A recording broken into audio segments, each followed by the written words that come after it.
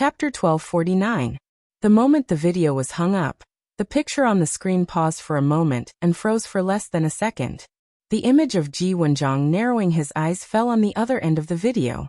Meanwhile, on the screen, Ji Wenjong also saw the smile of the graceful and majestic female chairman's lips curling upwards. This faint smile had a profound meaning, making it hard for others to decipher it.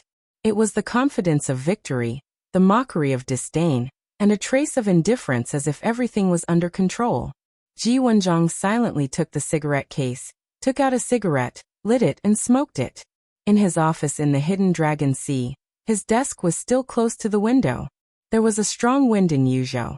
The howling cold wind blew against the window lattice and made a whining sound.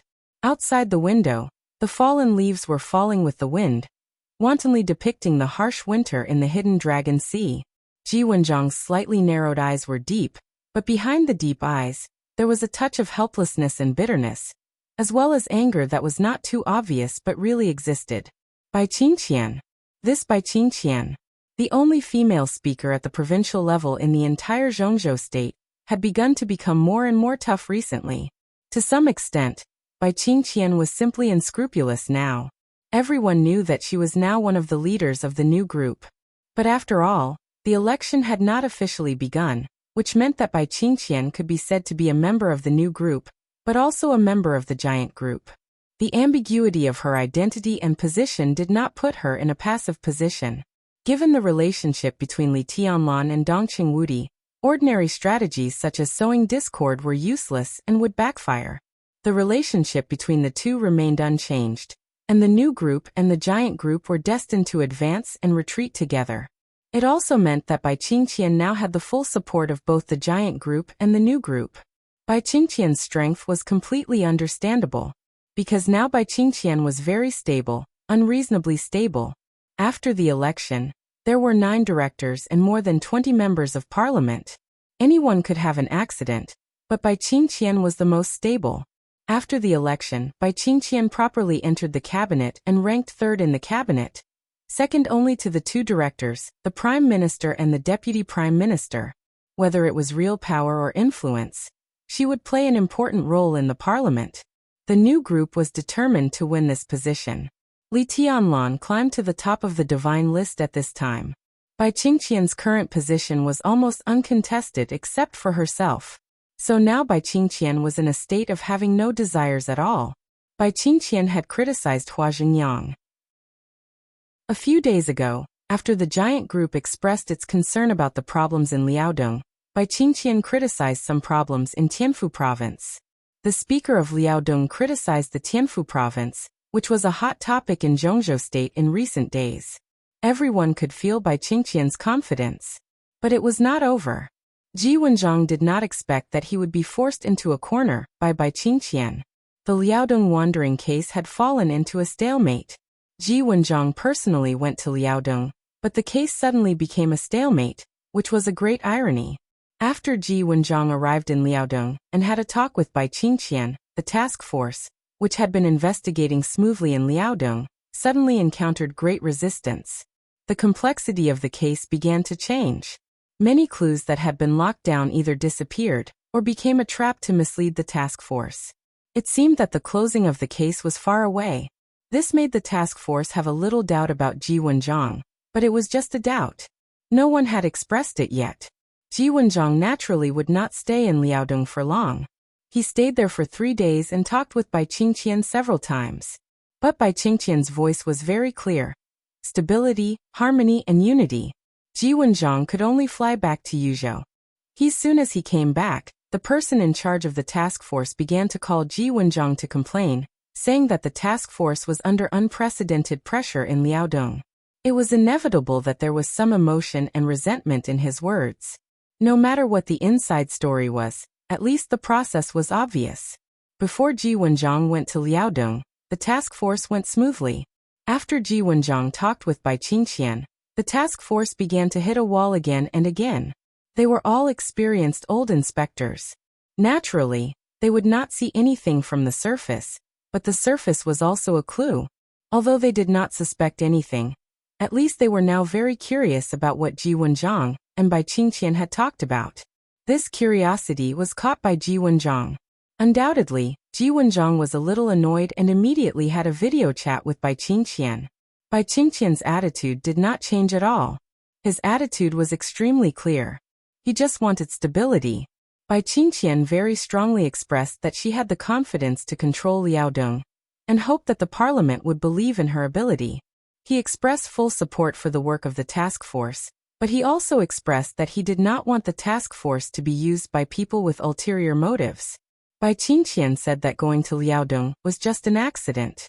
The general situation in Liaodong was not as bad as she had imagined. She hoped that the parliament could trust Liaodong and the parliament of Liaodong. She hoped that in this sensitive period, the task force would respect the facts when investigating the case, and at the same time, they should know when to stop and not pester endlessly. The task force should be the task force of this case, not a group of fake inspectors with ulterior motives who wanted to see the world in chaos. If the previous words were said to be a strong chairman, then Bai Qingqian's last words were undoubtedly a naked mockery. Ji Wenjiang was so angry that he almost disregarded the consequences and directly talked to Bai Qingqian on the other side of the video chat. But in the end, he restrained his anger and barely found a way out. He said that he hoped that both sides would calm down and talk about it. Then he hung up the video chat. Bai Qingqian's attitude was completely beyond Ji Wenjiang's expectation. It was less than a week after the task force went to Liaodong, and he went to Liaodong. But in this week, Bai Qingqian's attitude was completely like that of a different person. What did this mean? This was not only Bai Qingqian's attitude. To some extent, this was the change of the new group and the academics. To be exact, it should be the change between Li Huaqing and Li Tianlan. Did Li Huaqing reveal his trump card? Ji Wenjiang shook his head subconsciously. If this was the situation caused by Li Huaqing revealing his trump card, it could only mean that the effect of this trump card was not very good. Everyone speculated that Li Huaqing had a trump card that could make Li Tianlan directly compromise. But in the current situation, the relationship between the two sides was only a temporary stalemate, far from a reconciliation. But if Li Huaqing did not reveal his trump card, then how on earth did it cause the current situation? The answer was actually very simple. Qin Weibai. According to the summary of intelligence from various aspects, the two forces of the academy and the new group went from tit-for-tat to a stalemate, all because Qin Weibai returned to Emperor Dong's palace. The first day she returned to Emperor Dong's palace was the first day Ji Wenjiang went to Liaodong, and it was also the first day Bai Qingqian's attitude changed. A cigarette burned out. Ji Wenjiang smiled bitterly and put out his cigarette in the ashtray. Qin Weibai. For the woman who once dominated the dark world, then dominated the Lin clan, and now began to dominate Emperor Dong's palace, Ji Wenjiang had nothing but fear in his heart. This was an opponent that could give anyone a headache. Moreover, although Zhongzhou State had cooperated with Samsara Palace before, it did not have much contact with Qin Weibai. He had caused a few big commotions, but each time, his methods were different, making it difficult for others to understand him. Facing an opponent that they clearly knew not to be underestimated, but did not understand at all, who would dare to act rashly? At the very least, he didn't dare to write an article. But now, with the change of Bai Qingqian's attitude, his position had become extremely awkward. The case in Liaodong had caught everyone's attention. Ever since it broke out, Ji Wenjiang had already received a lot of pleading calls. Some of them were old people who had retired from the academy, some were top vice ministers like Hua Zhengyang, and there were also representatives with real power from the academy. Because of Bai Qingqian's tough attitude, Ji Wenjiang could turn these people back, and he didn't even care about falling out with Hua Zhengyang. After all, Bai Qingqian was in charge of the supervisory department in any case. But now Bai Qingqian's attitude changed. Ji Wenjiang's situation suddenly became awkward. In recent days, he had been talking about the problem in Liaodong. With such a big problem in front of him, if he didn't say it, he would first lose his boldness as the Minister of Supervisory Department, or even dereliction of duty. When Bai Qingqian was strong, Ji Wenjiang's voice could only make the academy silent. But now Bai Qingqian changed her tone, and directly talked about stability. Suddenly, monstrous pressure directly pressed down on Ji Wenjiang. There were no eternal friends or eternal enemies. Hua Xingyang's lack of vision did not mean that he was not broad-minded. Even if Bai Qingqian fell out with him before, as Bai Qingqian's tone changed, the contradiction between them suddenly faded. That was the current situation. It was Bai Qingqian who set off the storm in Liaodong. But when the storm was at its fiercest, Bai Qingqian suddenly stopped playing. Now it was Ji Wenjiang who was desperately investigating the problem in Liaodong. The problem in Liaodong had attracted a lot of attention. It was impossible for Ji Wenjiang to make peace even if he wanted to. He couldn't make peace either. The academics wanted to minimize the problem and handle it internally. Bai Qingqian demanded stability. Ji Wenjiang was desperately investigating Liaodong. What did that mean? No matter what the cause was, things had developed to this extent, which meant that Ji Wenjiang of the Southeast Group was fiercely firing at the academics and the Giant Group. No one could understand how great the pressure was if they were not the parties involved. Not to mention the process, but only the current result. Ji Wenjiang had been severely cheated by Bai Qingqian. There was no result in Liaodong, so Ji Wenjiang was trapped in Liaodong. The problem in Liaodong was obvious. Ji Wenjiang had no way out, so he had to investigate. But how could he investigate? Bai Qingqian came out in person to stop him. The task force was also in a very passive situation. They couldn't find anything. It was impossible not to investigate. If Ji Wenjiang forcibly withdrew at this time, not only would his prestige be ruined, but the entire Ministry of Supervision, and even the Southeast Group would be greatly affected. In the ever-changing situation, there were many intentional and unintentional collisions. In the game where only results mattered, Ji Wenjiang's current situation undoubtedly gave other groups a signal that they could plot against the Ministry of Supervision. The case in Liaodong was destined to be in a stalemate. But this was not a confrontation between the academy and the new group. It was a tacit understanding between the two sides, which was to make Ji Wenjiang temporarily unable to extricate himself from the matter in Liaodong. It was a game between the new group and the academy. The Southeast Group entered the game passively. In such a situation, what Ji Wenjiang feared most was something that was destined to happen. Huating. Chapter 1250. What would happen in Huating? Few people in Zhongzhou State knew about it now. To be exact, only Wang Xiaoyao and several high-level officials of the Southeast Group knew about the storm brewing in Huating at this time. But Ji Wenjiang had no doubt about the reaction speed of other groups. Once the incident in Huating broke out, everyone would react as soon as possible. Liaodong had now involved a lot of Ji Wenjiang's energy. What he was most afraid of was that the incident in Huating would be exposed at this point in time. But what he was afraid of happened. The chaotic war had begun. Wang Xiaoyao held a bomb in his hand. He would inevitably detonate it at the most appropriate time to create the greatest benefits for him. This bomb was essentially a deal between Wang Xiaoyao and the Southeast Group.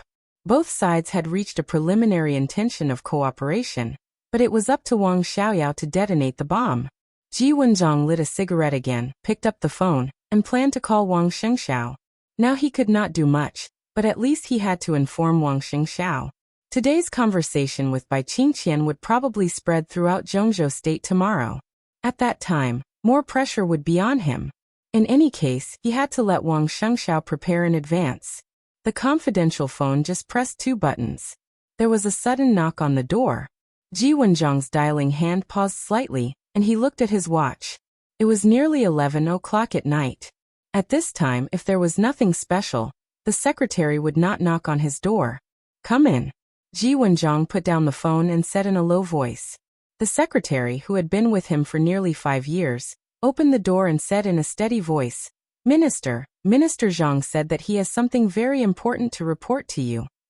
Minister Zhang.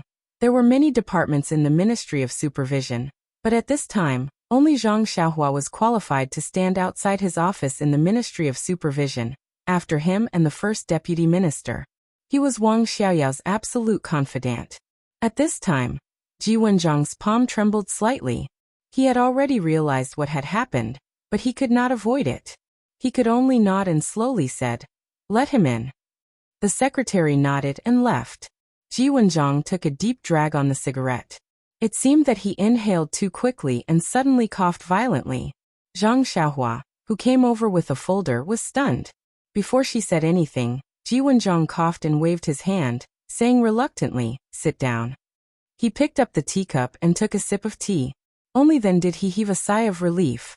He smiled and said, "I'm old. My body can't take it anymore." "Minister, you are very busy every day. You should pay more attention to rest," Zhang Xiaohua said with a smile. Ji Wenjiang smiled and didn't say much. He just asked, "What is it?" It was simple and direct, revealing a business-like attitude. Their relationship wasn't like this before. At the very least, it wasn't like this 2 years ago. It had been nearly 6 years since Zhang Xiaohua was transferred to Yuzhou from Huating. He was originally a rising star of the Southeast Group. When he came to Yuzhou from Huating, Ji Wenjiang was quite friendly to him. When Wang Xiaorao became a trusted subordinate, no one suspected Wang Xiaoyao. Naturally, no one suspected Zhang Xiaohua. Therefore, Zhang Xiaohua's life in the Ministry of Supervision was smooth sailing. When he first came to the Ministry of Supervision, he was the deputy minister. Now he was still the deputy minister. It seemed like nothing had changed, but under Ji Wenjiang's guidance, his status in the ministry had skyrocketed. The difference was like heaven and earth. Now, Zhang Xiaohua could be said to be the third most important person in the Ministry of Supervision. In such a top government office, Ji Wenjiang was a director, and the first deputy minister was a counselor. Zhang Xiaohua, the deputy minister at the level of governor, was now qualified to compete for the position of a counselor. This was inseparable from the support of the entire Southeast Group. But in the first year when the Southeast Group pushed him to this position, he betrayed the Southeast Group with Wang Xiaorao. Sad? Disappointed? Angry? Maybe he had all these emotions. But Ji Wenjiang never expressed them. Zhang Xiaohua's position in the Ministry of Supervision had been completely stabilized. Ji Wenjiang was about to retire. Although he had his own standpoint, he was unwilling to really fight with Zhang Xiaohua. However, the relationship between the two quickly cooled down. Every time they met, they talked about business. After that, they did what they had to do. Zhang Xiaohua had long been accustomed to Ji Wenjiang's attitude. He bowed his head and sorted out the documents in the folder. Quietly, he showed his ferocious fangs to the old leader who had given him a lot of support. His face was heavy and serious. He said softly, "These are some documents from Huating's Ministry of Supervision. Minister, the problem is very serious. Huating is now secretly investigating, but they have encountered great resistance. Now they are asking us for help. It's here. It's officially here." Zhang Xiaohua's voice was very calm, but Ji Wenjiang clearly smelled the bloody storm behind this calm. He took a deep breath, took the documents handed over by Zhang Xiaohua very solemnly, and quickly browsed through them. Strictly speaking, there were 2 copies of this document. One of them reported that Qin Hui, the office director of Huating's parliament, had provided improper protection to many enterprises in Huating, and thus received huge benefits. Obviously, this document was very detailed, and it was reported by many people with real names. The investigation was also very in-depth. The information showed that Qin Hui had 5 mansions in Huating, 2 villas and 3 luxury apartments with an area of more than 500 square meters. Although his children were studying abroad, when they first came to Huating, they all drove luxury cars and lived a very luxurious life. In addition, Qin Hui also had a large number of shares in more than 20 companies in Huating, 2 of which were even listed companies. Of course, the name of the mansions, luxury cars, and shares were not written in Qin Hui's name, but the names of his relatives. The most outrageous was a company called Shenghua Real Estate. Its 3rd largest shareholder was named Qin Ming, who was only 15 years old this year, and was still in junior high school. Not to mention the shares of those companies. As the most prosperous international metropolis in Zhongzhou State, the housing price in Huating was completely expensive. Just the 5 mansions alone were worth more than 500 million Zhongzhou dollars. 500 million. In the entire Zhongzhou State, except for the governor and deputy governor of Beihai Province. How many people could take out 500 million in public? The office director of Huating's parliament. This sounded inconspicuous, but it was a real power. Qin Hui was a legitimate deputy governor, and also one of the 13 councillors of Huiting. It could be said that he was the representative of Huiting's speaker in Huiting to the outside world, and the chief steward of the entire Huiting.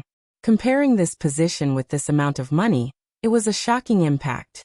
Ji Wenjiang glanced at the second document in a hurry. He didn't read the specific content of that document, but he saw the target of the report in the second document. Sun Chenggu. Well, if Qin Hui was the chief steward of Huiting's speaker to the outside world, then Sun Chenggu was the chief steward of Huiting's speaker to the inside world. He was the speaker's personal secretary.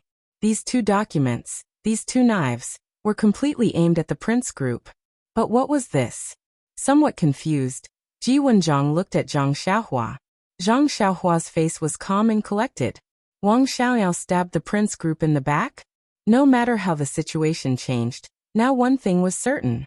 The Prince Group had become Wang Qinglei's biggest reliance. At this time, Wang Xiaoyao stabbed the Prince Group in the back. What do you think? Ji Wenjiang suddenly asked while looking at the documents in silence. We still have to investigate it. Zhang Xiaohua said softly. Of course we have to investigate it. Ji Wenjiang forced a smile, and his face was a little pale. Tell me your specific thoughts. Things in Huiting may be very complicated. What is said in the documents may not be all. Now is a critical period. It's better to find out the problems in Huiting as soon as possible. Zhang Xiaohua smiled and said, I know Chu Jiangqiao very well. He is capable enough, but sometimes he is too meticulous.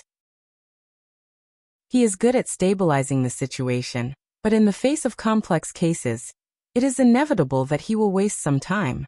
Minister, we don't have so much time to waste now, and Chu Jiangqiao has been in Huiting for too long. It is inevitable that he will fall into various circles, and it will be difficult for him to exert his full strength. Zhang Xiaohua's voice paused, and she looked up at Ji Wenjiang. Ji Wenjiang nodded expressionlessly and said, Go on. Zhang Xiaohua smiled and said, So my suggestion is that at this time, Chu Jiangqiao should be transferred away from Huiting.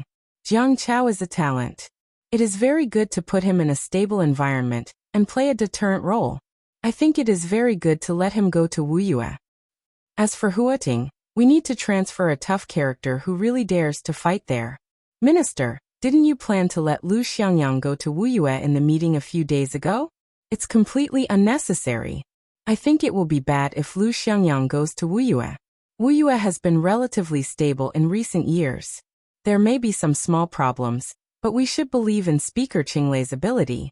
At this time, I think it is the best choice to let Lu Xiangyang go to Huiting. Zhang Xiaohua said slowly. Ji Wenjiang took a deep look at Zhang Xiaohua and instantly understood what she meant. Transfer Chu Jiangqiao out, and Lu Xiangyang there. On the surface, it was the Southeast group that was attacking the Prince group. Of course, this kind of cover-up seemed meaningless. Moreover, he was now involved in the Liaodong case, and the influence he could exert on Huiting was relatively limited. Therefore, this case was really in the hands of Wang Xiaoyao. As for how to develop, Lu Xiangyang, who had just arrived, could not beat Wang Xiaorao. Only Wang Xiaorao had the final say. And Lu Xiangyang was just a shield pushed out by Wang Xiaoyao. Similarly, with this shield, Wang Xiaoyao could do a lot of things. Once the case in Huiting broke out, Wang Xiaoyao, who held the case, would have the bargaining chip with all parties. At that time, not only Wang Xiaoyao, but also Wang Qinglei might occupy a great dominant position, and even have the possibility to get out of this mess. At this time, Wang Xiaoyao released the case in Huiting, which was tantamount to single-handedly provoking the chaos that had already begun. Next, it should be time for all the big groups to show their abilities. Chapter 1251. While most people were caught off guard, Huiting was in a state of turmoil. Liaodong was still in a stalemate. The Flourishing Age Fund was still in a stalemate. Although undercurrents were surging in Zhongzhou State, it looked calm on the surface. All the major groups seemed to be preparing or not. Therefore, when most people were watching silently, the sudden storm in Huiting completely brought the undercurrents under the calm situation of Zhongzhou State directly to the surface. The Ministry of Supervision received real-name reports from many entrepreneurs in Huiting, and a large number of people through special channels. They reported that Qin Hui, the director at the bottom of Huating, provided improper protection for many enterprises, participated in unfair competition, and received huge benefits. The real name reports involving many people had always been investigated, and the list of whistleblowers included several influential entrepreneurs in Huating. The nature of the matter suddenly began to escalate. Ji Wenjiang specially held a plenary meeting of the Ministry of Supervision. As soon as the meeting ended, the special task force of the Ministry of Supervision was established. Zhang Xiaohua, the deputy minister, served as the leader of the task force and personally led the team to Huating to investigate Qin Hui's case. Huating was turbulent. The Ministry of Supervision was also turbulent. In the meeting of the Ministry of Supervision that lasted more than 5 hours, there were countless fierce confrontations, and the forces of all the major groups went all out. Zhang Xiaohua took the position of the task force leader without Ji Wenjiang's support. First, Ji Wenjiang was now trapped in the deep pit of Liaodong. Of course, he still had his own power, but the Liaodong case had not been solved perfectly. Ji Wenjiang himself was somewhat passive. Although he wanted to take the initiative in the Huating case, he had no power to do so. Second, the other major groups were competing too fiercely. The Southeast Group had the advantage in a top government like the Ministry of Supervision, but it was absolutely impossible for it to turn this place into its own backyard. Even if it couldn't do it, it would be a taboo. Ji Wenjiang's existence could make the Southeast Group have the power to overwhelm other groups in the Ministry of Supervision. But with Ji Wenjiang's failure this time, the Ministry of Supervision suddenly felt like 8 immortals crossing the sea. The Giant Group, the North Group, the Prince Group, the Academics, and the Southeast Group were all competing for the position of the task force. Since the Wang family of Beihai lost Huating more than a decade ago, it had always been the focus of all the major groups, but it had always been a place that no one could take. Therefore, Huating was a mixed bag of good and bad, and all the major groups had the power to infiltrate it. Today, the Prince Group had the upper hand in Huating. But with the outbreak of the case in Huating, the advantage of the Prince Group had been lost. In the current situation, whoever won the position of the task force would have the possibility to lead the storm in Huating. Who would be willing to let go of such an opportunity? Everyone was fighting for it, and neither side was willing to give way. So in the end, even though he didn't support Zhang Xiaohua, Ji Wenjiang still chose him. Zhang Xiaohua, Wang Xiaoyao, Wang Qinglei, and Yu Chuanguang were now close to the Prince Group, but they had not officially entered it. Moreover, they and the Southeast Group were also making use of and cooperating with each other. If Zhang Xiaohua went there, the Southeast Group would be able to control the affairs in Huating to a certain extent. At least in this matter, they had the possibility of being roped in. For the Prince Group, there was no doubt that Zhang Xiaohua was now close to them, and could be regarded as half of their own people. If they couldn't compete with their own people, it was the best choice to support Zhang Xiaohua. The Southeast Group and the Prince Group supported her at the same time. Zhang Xiaohua was also the former Minister of Supervision of Huating, so he knew Huating very well. Therefore, after a fierce competition, Zhang Xiaohua personally led the team to Huating. And Zhang Xiaohua did not disappoint anyone. Perhaps it was because the evidence in the report was too much and too detailed. On the third day of the task force's arrival in Huating, Qin Hui, the director of Huating, was directly taken away from the meeting of the directors of Huating by the task force. That afternoon, the secretary of Huating Speaker Zhong Yue was also taken away by the task force. The wind and clouds were howling. The major groups in Zhongzhou State were completely shocked. One after another, the people involved in the case were continuously dragged into it. Different from Liaodong, the whole of Huating had become a battlefield in the shortest time, and all the major groups entered the battlefield. And the first to move was the Southeast Group. The Ministry of Supervision operated at the top. Lu Xiangyang, Ji Wenjiang's confidant, was transferred to Huating as the director of Huating and the Minister of Supervision. And Chu Jiangchao, the former Minister of Supervision, was transferred to Wuyue. Director Yu, the Minister of Supervision. On the third day of this heavyweight appointment, 2 deputy mayors of Huating were transferred to Wuyue. One served as the deputy governor, and the other as the director of the council office. An obscure network began to spread in all directions with Wuyue and Huating as the center, affecting everyone's mind. The new group did not directly participate in this matter, but all the influential forces were supporting the giant group. Li Tianlan and Qin Weibai were also paying attention to Huiting. While many people were carefully analyzing the situation in Huiting and thinking about how to make a move, Qin Weibai, who had received the news of the personnel transfer, just smiled and said softly, "Wang Xiaoyao is making arrangements. He benefits from both sides and exerts pressure on both sides at the same time. This is a beautiful move." "I don't understand," Li Tianlan said bluntly. Qin Weibai thought for a moment and said with a chuckle, "He should have a tacit understanding with Speaker Bai, or rather, he borrowed Speaker Bai's power. They have never met." But the problem in Liaodong put Ji Wenjiang in a passive position in the Ministry of Supervision.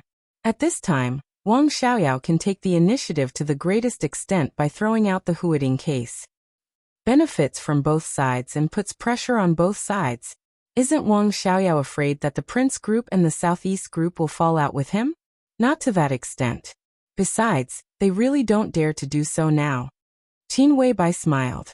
The two sat on the big balcony on the top floor of Emperor Dong's palace castle in the early morning, enjoying the cold wind, leisurely and casual. This time, it is essentially a deal. The Southeast Group wants to touch Wang Qinglei, which can be said to be half true and half false. The so-called true is that they really want to touch him and settle accounts with him. But Wang Qinglei has been operating in Wuyue for so long, and the Southeast Group also knows that it is not easy to touch him. It is just a try. It would be best if they can touch him, but if they can't, they will put pressure on him. This year is very critical for Wang Qinglei. Even if the Southeast Group can't touch him, it will cause a lot of obstacles for him. So Wang Qinglei will definitely feel the pressure. He is in a bad situation now. If he has a choice, he naturally doesn't want to resist the Southeast Group by force. If possible, it is best to cooperate to a certain extent. So Wang Qinglei found Wang Xiaorao. Wang Xiaorao has a wide network of contacts in the Southeast Group. Now he has betrayed Mount Dibing, but he can talk to many people. Even if he can't make them change their positions, it is not difficult to meet them. Moreover, he and Yu Chuanguang have been operating in Huiting for many years, and they have a lot of chips in their hands. Wang Xiaoyao should have prepared for such a situation many years ago. That's why he ran Huiting and finally transferred Yu Chuanguang out of Huiting. All of this was so that when he and Wang Qinglei plotted against Wuyue, they could have enough chips to face the Southeast Group. Is this the case? Li Tianlan asked. This case is not so simple. Qin Weibai said softly. If I am right, Zhong Yue is finished. No matter how the investigation is done, this case will eventually involve him, the Speaker of Huiting and a Member of Parliament. If there is no such certainty, the Southeast Group will not be moved by Wang Xiaoyao's chip. The current situation is very obvious. The Southeast Group is also seeking stability, but if they want to touch Wang Qinglei, they need to go all out, which is inconsistent with their demands. They put pressure on Wang Qinglei. Wang Xiaoyao gave them a chip that can pry Zhong Yue, a member of parliament, and the cooperation this time is successful. With this chip, the Southeast Group can plot against Huiting, which is no less important than Wuyue. So they can accept letting go of Wuyue and giving it to Wang Qinglei, because it is something they can no longer take back. It is better to let it go and fight for Huiting with all their strength. As for the Prince Group, although Zhong Yue has done a good job over the years, the major groups have put a lot of pressure on Huiting. Not to mention turning Huiting into the backyard of the Prince Group. Zhong Yue has had very few advantages in Huiting over the years. Huiting is no worse than Wuyue. From another point of view, Wuyue is no worse than Huiting. The senior management of the Prince Group is very eager to turn Wuyue into their back garden, and it is relatively simple. As long as they pull Wang Qinglei into their camp, Wuyue will belong to them. It is just that Wang Qinglei has a solid foundation and wants to go further. Now there are many people in the Prince Group who support Wang Qinglei, and there are also many people who oppose him. So he can only continue to look for Wang Xiaoyao. Wang Xiaoyao threw out the Huiting case at this time, and let Zhang Xiaohua take the lead. For the Prince Group, it is to show its value and also to put pressure on the Prince Group. After this incident broke out, The senior management of the Prince Group should soon unify the voices within the group and decide to support Wang Qinglei. In this way, they can not only stabilize Wang Xiaoyao, but also get Wu Yue. At the same time, they can use Zhang Xiaohua to leave some forces in Huading. Even if the Southeast Group is dissatisfied with Wang Xiaoyao now, they can do nothing about it. They can't take down Wu Yue, so they naturally can't ask Wang Xiaoyao to give Huading to them. What Wang Xiaoyao gave them was an opportunity that they couldn't miss. This opportunity is already in their hands, but Wang Xiaoyao must have more key evidence in his hands, and he will show it step by step. The Southeast Group will establish some advantages in Huading in the face of more and more abundant evidence, which means that the Prince Group will continue to lose, which will also make the Prince Group more reluctant to give up Wu Yue. So both sides will meet some of Wang Xiaoyao's requirements. Even if they are dissatisfied with him, it will not affect their decisions. Wang Xiaoyao will transfer his team in Huading to Wu Yue bit by bit, and the two groups will give him a certain degree of help. At the end of this game, Zhong Yue will be abandoned and become an abandoned pawn. The two groups will suffer heavy losses, but they will also gain a lot. The Prince Group will give up Huading, which is difficult for them to control, and get Wu Yue. The Southeast Group will give up Wu Yue, which they can't get back at all, and get Huading. Wang Xiaoyao and Wang Qinglei, who are sandwiched in the middle, can also get what they want. This is the balance. Both of them get something, and neither of them will win or lose. As for the other groups, they will not be willing to let the Crown Prince and the Southeast Group make such a deal. They all have their own designs on Huading, so they will enter one after another. It is a chaotic battle, so the current situation in Huading is very complicated. Li Tianlan listened carefully and thought about it for a long time. Then he said softly, "What's all this nonsense?" "This is wisdom," Qin Weibai said softly. "It is different from standing and fighting. The latter is to kill the enemy to the maximum extent to win, while the former, no matter how you fight, you will not be swayed by emotion. The premise of fighting is what you get and what you can keep. Standing and fighting has the nature of extinction.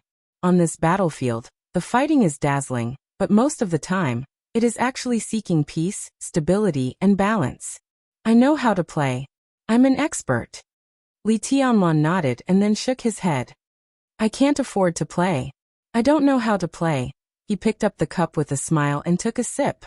Looking at the calm lake in the distance, he asked, "What should we do next?" "Just wait patiently," Qin Weibai said softly. "Now the major groups have just made their moves, and the situation is still chaotic.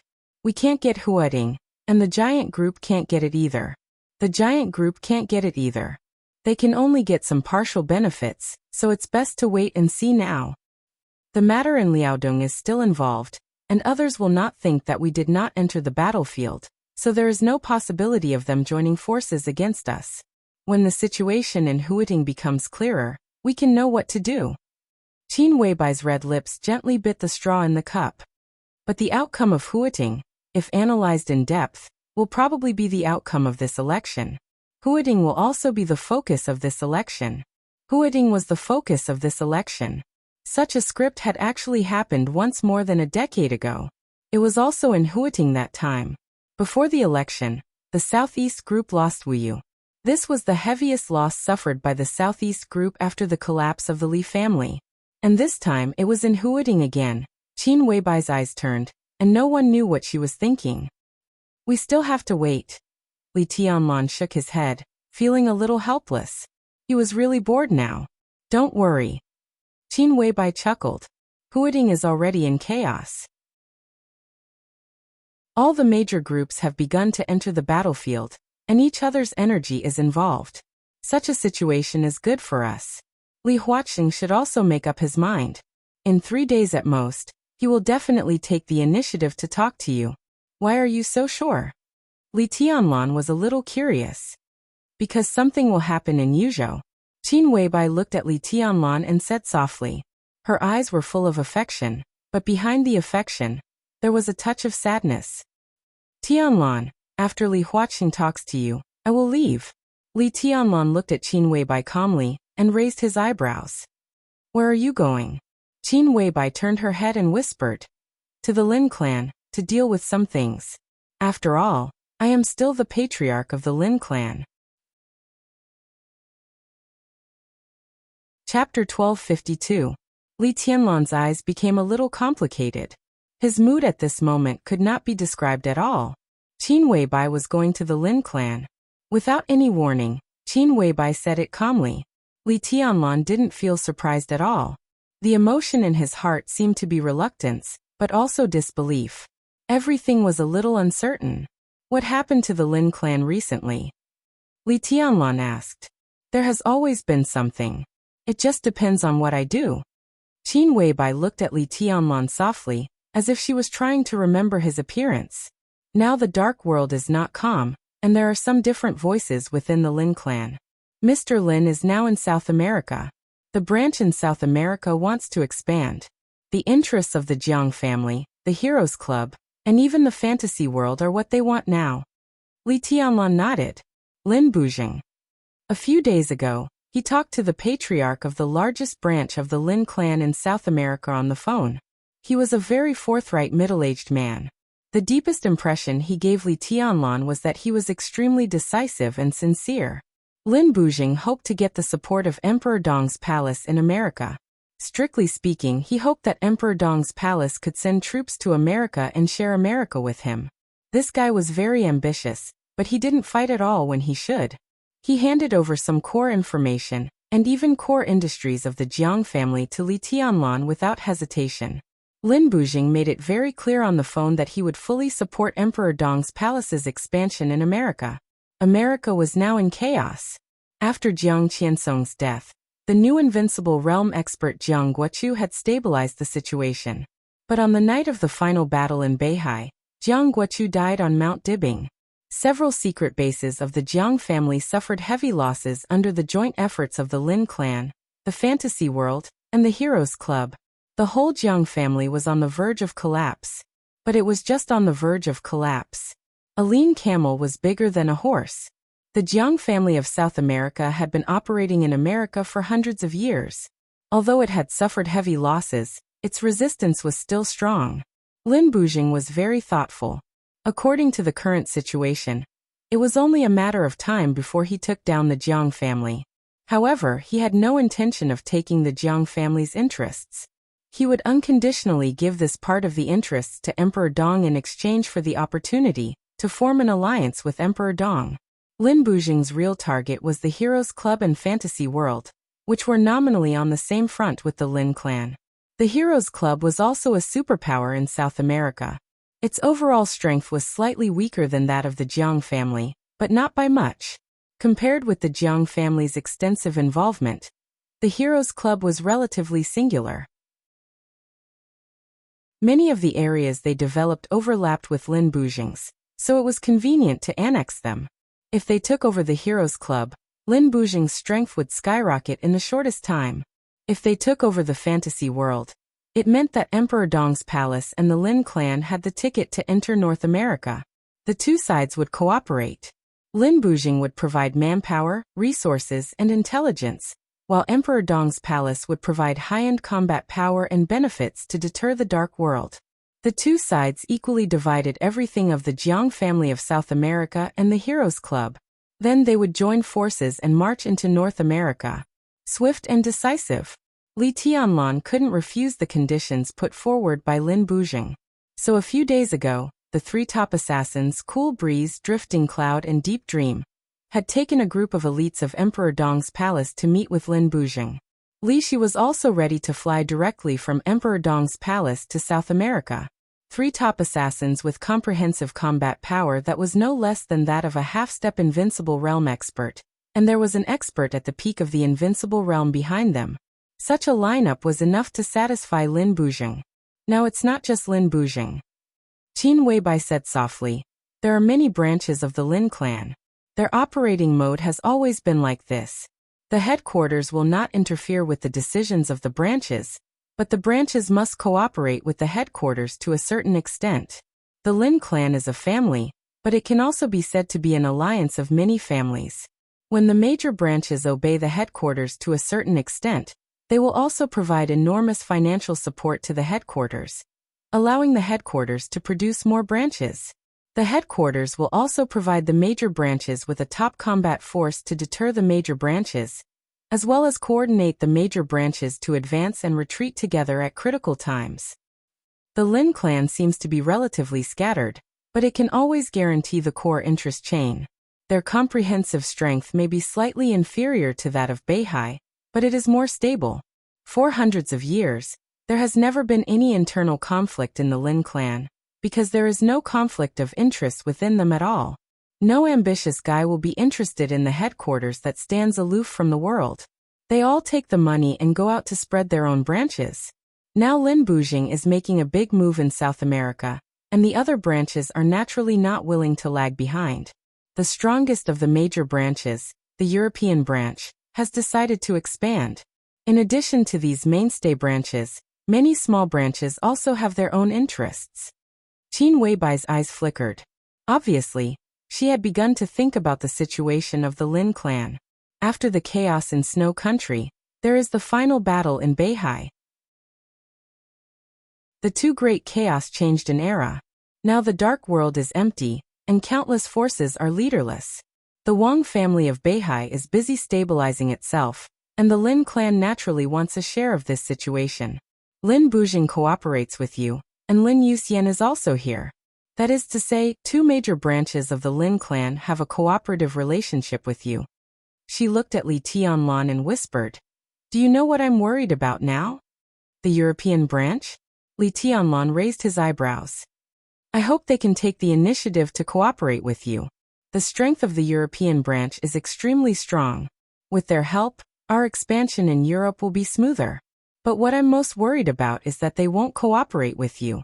This means that they are very ambitious, and in the process of expansion, they are likely to hurt the interests of Emperor Dong's palace. Do they have the guts?" Li Tianlan asked faintly. "I'm the patriarch of the Lin clan, and I'm also your woman. Mr. Lin has a very good relationship with you. All this means that you have a deep relationship with the Lin clan." Qin Weibai smiled and said, "There is no shortage of smart people in this world. Those people in the European branch may not dare to take the initiative to attack Emperor Dong's palace, but if they don't cooperate with us, they may think that you won't turn against them with the help of the Lin clan, and let you suffer some losses." Li Tianlan frowned and shook his head. "I really won't, it's just," he narrowed his eyes and didn't go on. It was okay for the European branch to take advantage of him and the Lin clan. But once this precedent was set, no one knew what would happen in the future. "I'll take care of it." Qin Weibai smiled and stared deeply at Li Tianlan's face.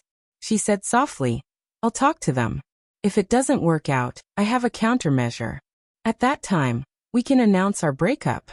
This is equivalent to temporarily cutting off the relationship between the Lin clan and Emperor Dong's palace, and they won't dare to mess around." Announce their breakup? Breakup. Li Tianlan's arms suddenly shook, and he looked up at Qin Weibai quietly. Qin Weibai was also looking at him. Her smile remained the same, but it was somewhat complicated. "It's fake." Qin Weibai said softly, "When Emperor Dong's palace gains a foothold in Europe, we can get back together at any time." Li Tianlan looked at her quietly. The distance between them was very close, but in fact, it seemed that the distance between them had quietly widened in this morning. Li Tianlan said with a poker face, "Is this your way of dealing with it?" This sounded like a helpless solution, and it could indeed make the Lin clan's European branch have a lot of scruples when they insisted on doing things their own way. But who was Qin Weibai? Li Tianlan never doubted Qin Weibai's means. The whole dark world would not doubt it.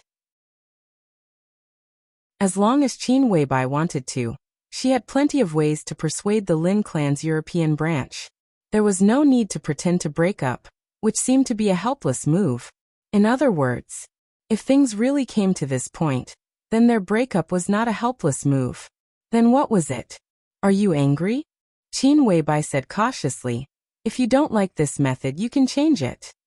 Li Tianlan was a little upset. He looked at Qin Weibai, bowed his head, and drank some water without saying anything. Qin Weibai also fell silent. Once again, there was a touch of awkwardness between them that had never existed before. Li Tianlan frowned slightly, and his eyes were a little dazed. Since they came back from the lake that day, Li Tianlan had always felt that something was wrong. But Li Tianlan couldn't tell what was wrong with him. The Qin Weibai in front of him was Qin Weibai. Li Tianlan could be sure of this. But this Qin Weibai, for some reason, always had some conflicts with the Qin Weibai in his heart. But in fact, there was no difference between them. Li Tianlan doted on her, loved her, and even relied on her. But when he was with her, this kind of feeling always created a barrier between him and Qin Weibai. This kind of feeling seemed to have always existed, but Li Tianlan didn't notice it at all. It was like, this kind of feeling, which should have been natural, was always a little inappropriate for Qin Weibai. Or in other words, it should not be on her. All his feelings should be on another person. But the Qin Weibai in front of him was indeed Qin Weibai. During the days when they were together, no one knew what the other was thinking. Qin Weibai proposed to leave Emperor Dong's palace, and even pretended to break up.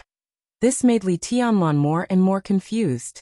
He didn't know what was going on with these actions, but it always gave Li Tianlan a very bad feeling. Tianlan. Qin Weibai suddenly called out. Li Tianlan looked at her. It's time to talk to Li Guangtu. Qin Weibai lowered her head and whispered. You haven't talked to him since you caught him, have you? You've been ignoring him. Now it's almost time. Li Huaqing will come to you soon. How to deal with Li Guangtu should be decided. Li Tianlan nodded thoughtfully and suddenly said, What do you suggest? Qin Weibai smiled softly and said, This is the internal affairs of the Li family. I don't know, so you can only make the decision. After a pause, she seemed to hesitate and continued, But I don't like this person. I'll let him go for the time being. Personally, it's not necessarily a bad thing. Li Tianlan took a deep look at her.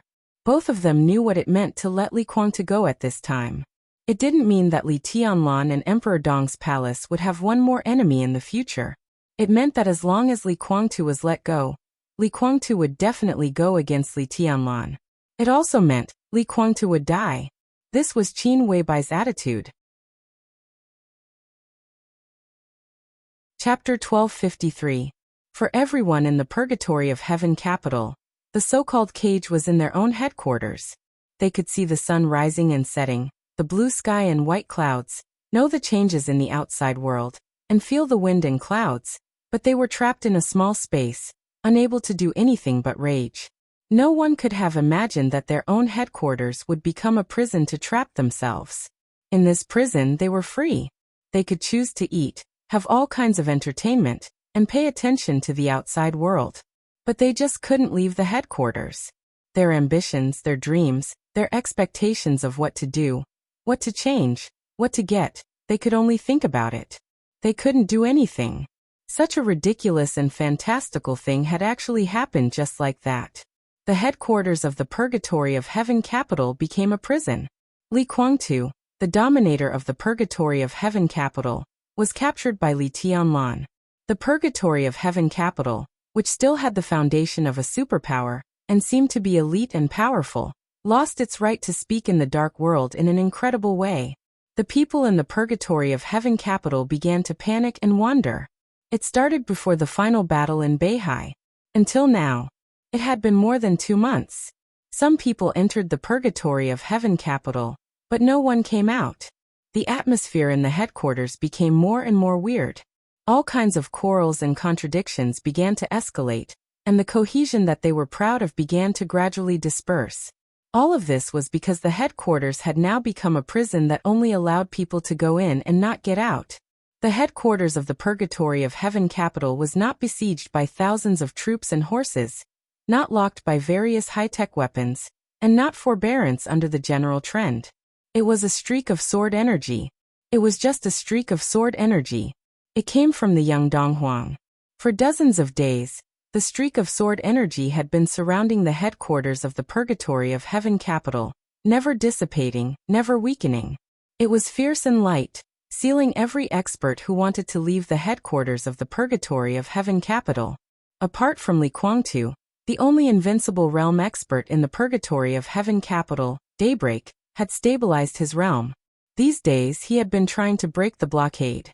Daybreak admitted that he was no match for Li Tianlan, but he always felt that he could not even defeat a streak of sword energy. But it turned out that he really couldn't. The first time he entered the domain of sword energy, Daybreak struggled to walk 4 steps in it, and then he was seriously injured. 2 months later, he recovered from his serious injuries and once again faced the sword chi cage. However, he only managed to take 4 steps inside before he was heavily injured again. From the beginning to the present, the sword energy showed no sign of weakening. It was endless. Fire-flaming realm martial artists would die if they touched it. The peak of the thunder-shocking realm martial artists could struggle for a while. As for Daybreak, as an invincible realm martial artist, he only had 4 steps to move. Daybreak was very sure that with his current strength, 4 steps was his limit. The moment he took the 5th step, he would perish in the sword chi. The climate of the headquarters of the Purgatory of Heaven capital was warm and sunny. The sword energy floated invisibly outside the headquarters, occasionally reflecting a colorful light under the sun. But the headquarters of the Purgatory of Heaven capital was getting more and more depressed. It was a state of gradually losing hope and becoming numb. Everyone's hearts seemed to be falling along with the trend of the fall, constantly degenerating under the general trend. Daybreak stood quietly in front of the gate of the headquarters, looking at the same sunshine inside and outside the headquarters with a blank look. After Li Tianlan's sword energy blocked the headquarters of the Purgatory of Heaven capital, it became the place where Daybreak stayed most often. The sword energy began to spread to the entire headquarters from this place, like a cage, completely enveloping the headquarters. After that, Li Tianlan never came to the Purgatory of Heaven capital again, but the sword energy he left had never dissipated. What Daybreak had been studying was this sword chi. This sword strike, not to mention its power, was undoubtedly the peak of the dark world. If he could study it thoroughly, his realm could definitely directly rush to the peak of the invincible realm, and the embarrassing situation of the Purgatory of Heaven capital would completely disappear. So day and night, eating and sleeping, most of the time he was here. He was also here during the period of 2 tests and 2 serious injuries. More than 2 months. The invisible sword energy that ordinary people couldn't see at all had become clear in his eyes. The sword energy was like a dragon, constantly rotating around the headquarters. Wisps of sword energy continued to gather and overlap, but they did not disappear. Instead, they formed an extremely delicate cycle. Daybreak could see this sword energy, but he could only see it. He didn't gain anything from this sword energy. What he could feel was the purity of this sword energy. It was extremely pure. The sword light was restrained, and there was even no sword intent. Maybe there was, but Daybreak couldn't see it at all. What was in front of him was just a pure sword energy that he couldn't see through at all. Daybreak just watched it silently. Time passed. Day after day. His mentality was still stable, but as time went by, his heart inevitably changed a little. It was uncertainty and confusion about the future. After Li Guangtu was taken into Emperor Dong's palace, there was no more news. Daybreak didn't know how Li Guangtu was. The uneasiness and restlessness of the entire Purgatory of Heaven capital became more and more intense because of this news. He didn't know if Li Guangtu could walk out of Emperor Dong's palace, or if they could walk out of the Purgatory of Heaven capital. He didn't know when the pure sword energy in front of him would disappear. Maybe it would disappear one day. But how long would that be? 1 year, 2 years, or even longer? If the overall situation of Zhongzhou State and the Dark World was settled, what was the point of them going out? Could they really go out? When everything was settled, maybe this sword light would become a real killing sword. Once the constantly circling sword energy shrank inward, no one in the entire Purgatory of Heaven capital could stop it. It shrank in all directions from the ground to thousands of meters in the air. All the people in the Purgatory of Heaven capital, all the buildings, all the flowers and plants, and even every grain of dust, would be completely shattered by this sword energy. There would be no trace of their existence. In the blink of an eye, everything would be gone. Under this sword energy, under such a prospect, Daybreak really didn't know what to do. Bewilderment and powerlessness repeatedly attacked his heart, almost breaking his reason.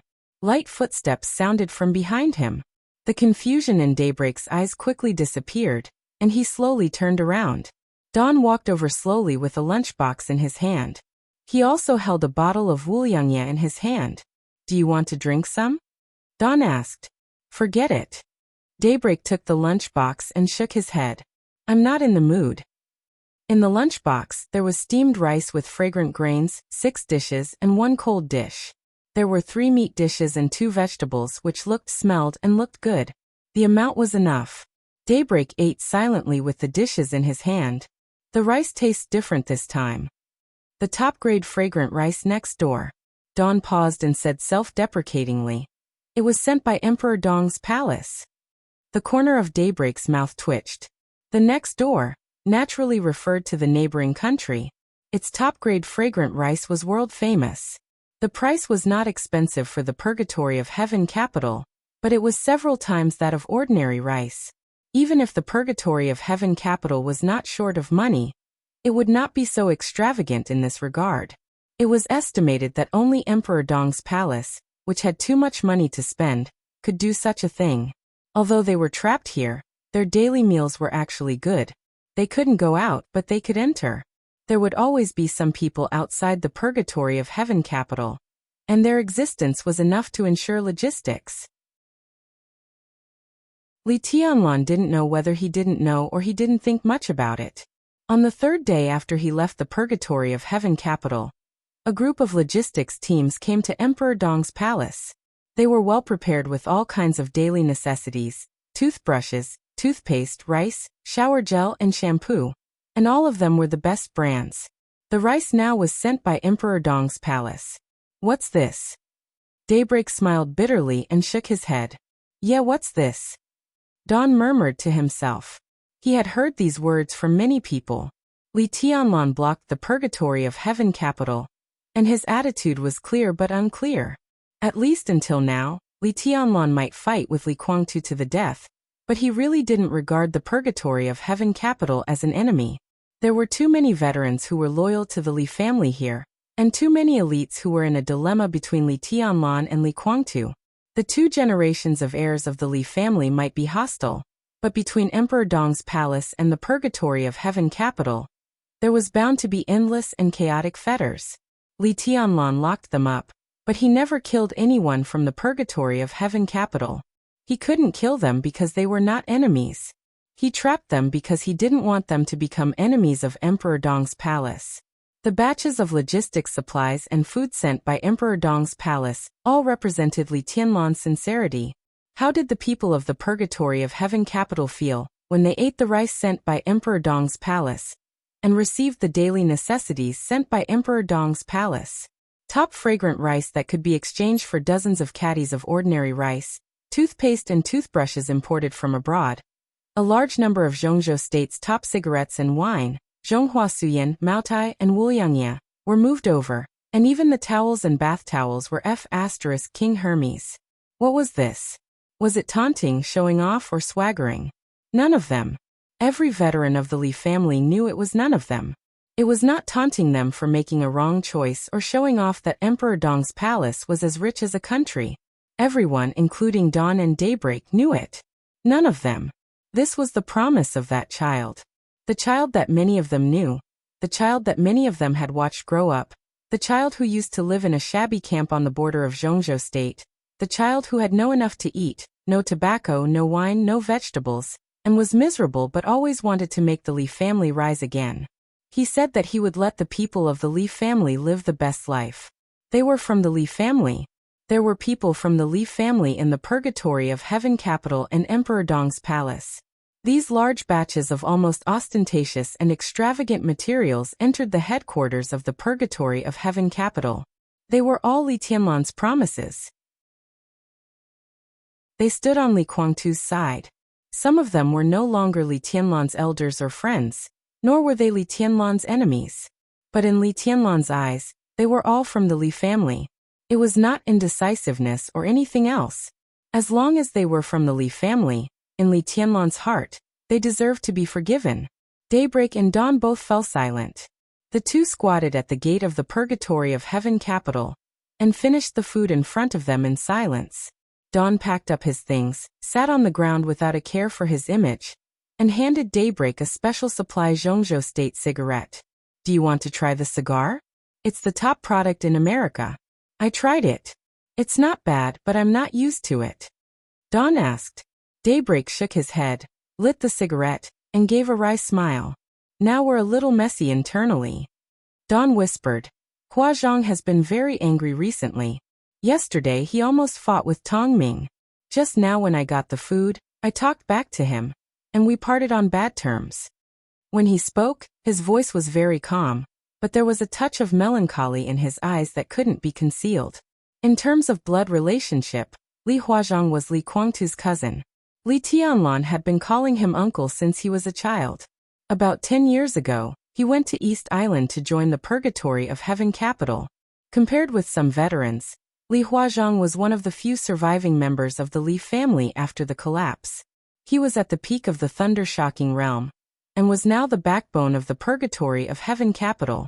However, Li Huazhang and Li Guangtu didn't have a good relationship. He had been supporting Li Tianlan before. Although he was here, he was thinking about Emperor Dong's palace. Recently, Li Huazhang had been getting angrier and angrier, and he even directly fought with people some time ago. It's not just Huazhang who is getting angrier and angrier, right? Daybreak smiled. The corner of Dawn's mouth moved. He wanted to say something but stopped on second thought, and finally kept silent. Of course, it was not just Li Huazhang. There were many. They used to fight side by side with them, laugh and scold, and they could block knives for each other, and even die for each other. Now there was a sense that they couldn't make plans with each other if they had different goals. There were many people in the Purgatory of Heaven capital who supported Li Tianlan. Daybreak, Dawn, and Li Guangtu knew this, but there was no way to solve it. The relationship between the Purgatory of Heaven capital and Emperor Dong's palace was complicated. It was impossible to make it clear. These people stayed in the Purgatory of Heaven capital now. Some wanted to fight for it and didn't want the Li family to split. Some wanted to draw more people to Li Tianlan's side. Some were in a dilemma and didn't want Li Tianlan and Li Guangtu to turn against each other. There were many reasons. After Li Tianlan appeared in the Purgatory of Heaven capital and blocked it, these people were the calmest and even the happiest. But during this time, these people were also the angriest. Not just them. Dawn and Daybreak could clearly feel that even some people who had been close to them, and even stood in Li Guangtu's camp now had subtle changes in their attitudes. They gradually alienated them and became more and more indifferent to them. Why? Because of the outside world. The people here couldn't go out, but the news from the outside world could come in. When the news that Jiang Shangyu, Gu Xingyun, and Li Guangtu joined hands to besiege Li Tianlan came, the headquarters of the Purgatory of Heaven capital was in an uproar. If Daybreak hadn't suppressed it, the Purgatory of Heaven capital might have been divided that day. Li Guangtu. Because of Li Guangtu, the Li family had completely declined. That was Gu Xingyun's conspiracy and the desperate counterattack of the Wang family of Beihai. No one blamed him. Gu Xingyun. It was him who made the Li family what it was now. How many people in the Li family hated Gu Xingyun? But now Li Guangtu and Gu Xingyun actually joined hands to deal with the heir decided by Li Honghe. How absurd it was. Where did such a joint effort put the old people of the Li family? Where did such a joint effort put the old people of the Li family who had suffered over the years? Where did such a joint effort put the old people's hatred who had died over the years? Did such a joint effort mean that after the blockade of the Purgatory of Heaven capital was lifted, they would stand together with Gu Xingyun to deal with Li Tianlan? Li Huazhang, who was usually gentle and calm, scolded Li Guangtu and Daybreak on the spot. He scolded them for being Gu Xingyun's lackeys. This angered some people, but it made more people in Li Guangtu's camp unable to even raise their heads. The internal conflict that was about to break out was suppressed by Daybreak with the power of the invincible realm. But since that day, Daybreak could clearly feel that the people of the Purgatory of Heaven capital had become cold.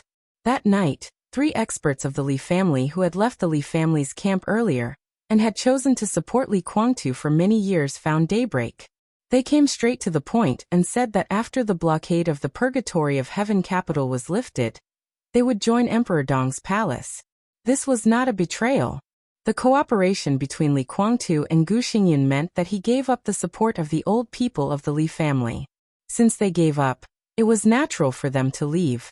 Li Tianlan still regarded the purgatory of heaven capital as a part of the Li family. They also thought of themselves as members of the Li family.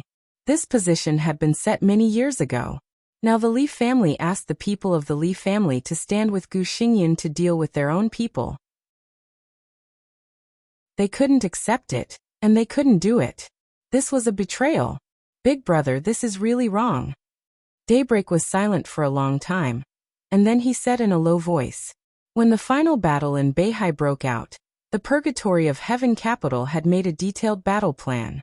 At that time, their main goal was to recapture East Island. But no matter how that plan developed, it could not involve the matter of joining hands with Gu Xingyun. No one expected that Li Guangtu would go with Gu Xingyun. He abandoned the obsession that the Li family had held for many years. In a sense, this was a betrayal. This kind of betrayal also made him lose the support of the people. Now we can't see Big Brother, and no one knows what's going on. I don't believe that Big Brother doesn't understand the disadvantages of joining hands with Gu Xingyun. Daybreak said softly, I can understand how Huazhang feels, but at least we should give Big Brother a chance to explain. Maybe it's because of the benefits, maybe it's because of the prospects, or maybe it's because Emperor Dong's palace is giving you too much pressure. Li Ming said in detail.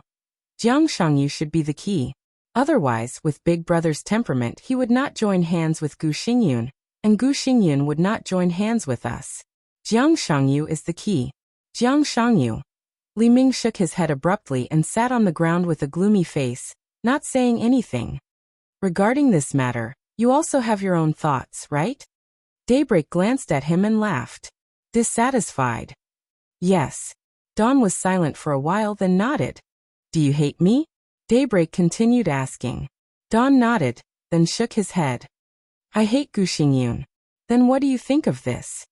Daybreak asked, looking into Dawn's eyes. Li Ming was in a trance. After a long time he lit a cigarette, took a deep breath and said softly, I won't join hands with Gu Xingyun, but I will support my elder brother. That's a good sentence. He didn't let down the Li family or his position. But, do you still have a chance to support him? A calm and indifferent voice sounded abruptly. The sword energy around the purgatory of heaven capital fluctuated slightly for a moment, and then the sword energy that covered the sky shook violently. Li Tianlan's figure appeared directly in the air. He looked down at Daybreak and Dawn, his eyes calm and condescending.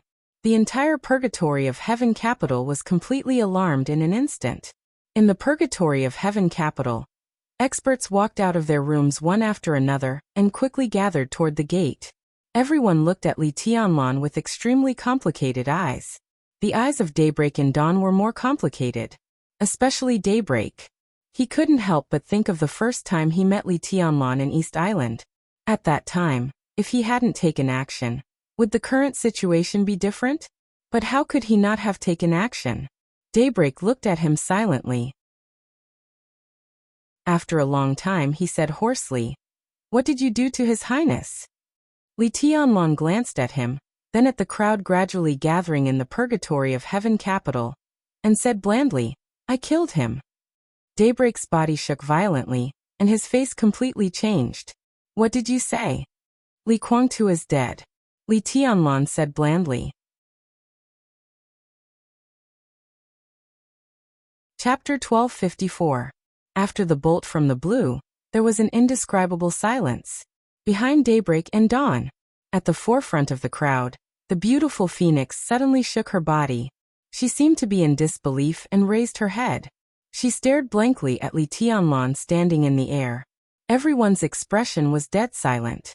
Li Guangtu, who had been able to suppress the Wang family of Beihai many years ago. Li Guangtu, whose scheming and personal strength had caused uneasiness in the entire Zhongzhou state.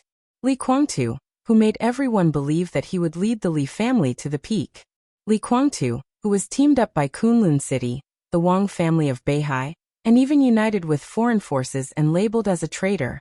Li Guangtu, who grew up in the Li family, fought side by side with them, went crazy, laughed and quarreled with them.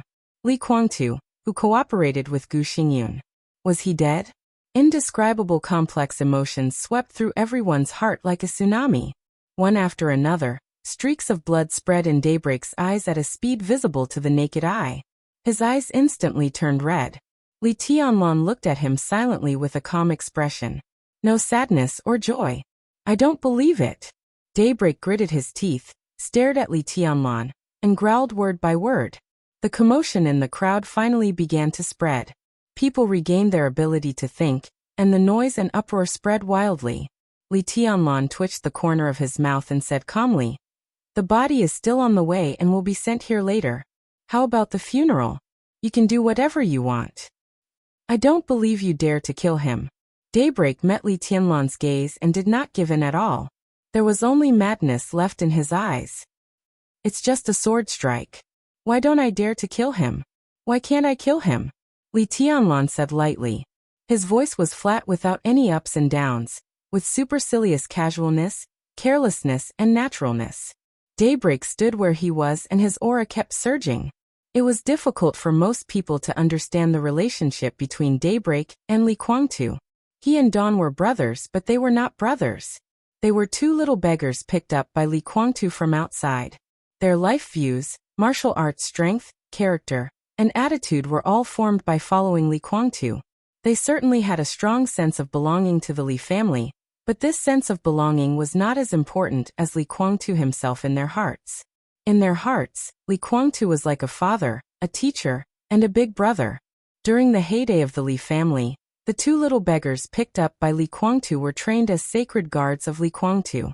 In the war of treason at the border, the two of them followed a large number of elites of the Li family to face the first wave of attacks from various superpowers. After being seriously injured, they barely broke through and planned to join Li Guangtu, but Li Guangtu had already moved the battlefield with several invincible realm experts. They were lucky to survive, lurked in East Island after the border war, and became the first two cornerstones of the Purgatory of Heaven capital. Then they continued to follow Li Guangtu and built the current Purgatory of Heaven capital. 42 years old this year. Except for the first few years when Li Guangtu didn't bring them back to the Li family, he and Daybreak had been with Li Guangtu all their lives and had never left. Li Guangtu was at the forefront of the battle. Li Guangtu was at the back to develop his forces.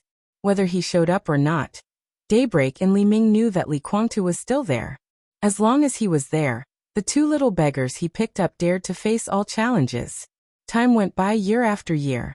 The image of Li Guangtu kept changing in their hearts, from father and brother to teacher, and gradually became the pillar of their hearts, heaven and earth, the world and their faith. They were the top generals of the Li family. But first of all, they were still Li Guangtu's confidants for most of their lives. On that rainy day in Yuzhou that year, the two hungry little beggars took shelter from the rain under the eaves of an exquisite restaurant. They looked enviously and longingly at the food in front of the restaurant's customers, swallowing saliva and shivering. Li Guangtu was still the same Li Guangtu.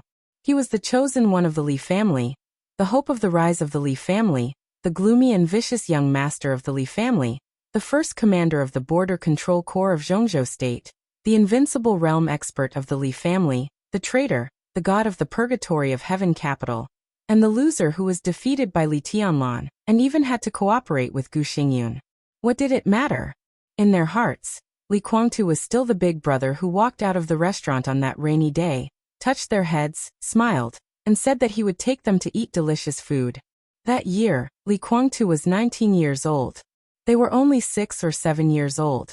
That year, the handsome Li Guangtu was having dinner with his classmates in that restaurant.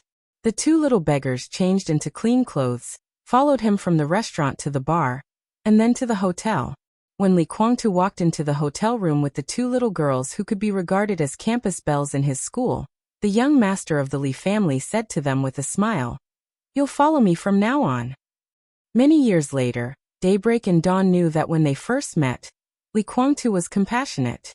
Guangtu did have a compassionate heart, but if it weren't for the poor and kind-hearted young lady that day, Li Guangtu wouldn't have done that.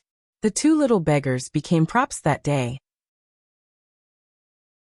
It was because of Li Guangtu's kindness to them that the beautiful young lady willingly took off her clothes in front of Li Guangtu with another female classmate in the hotel that night.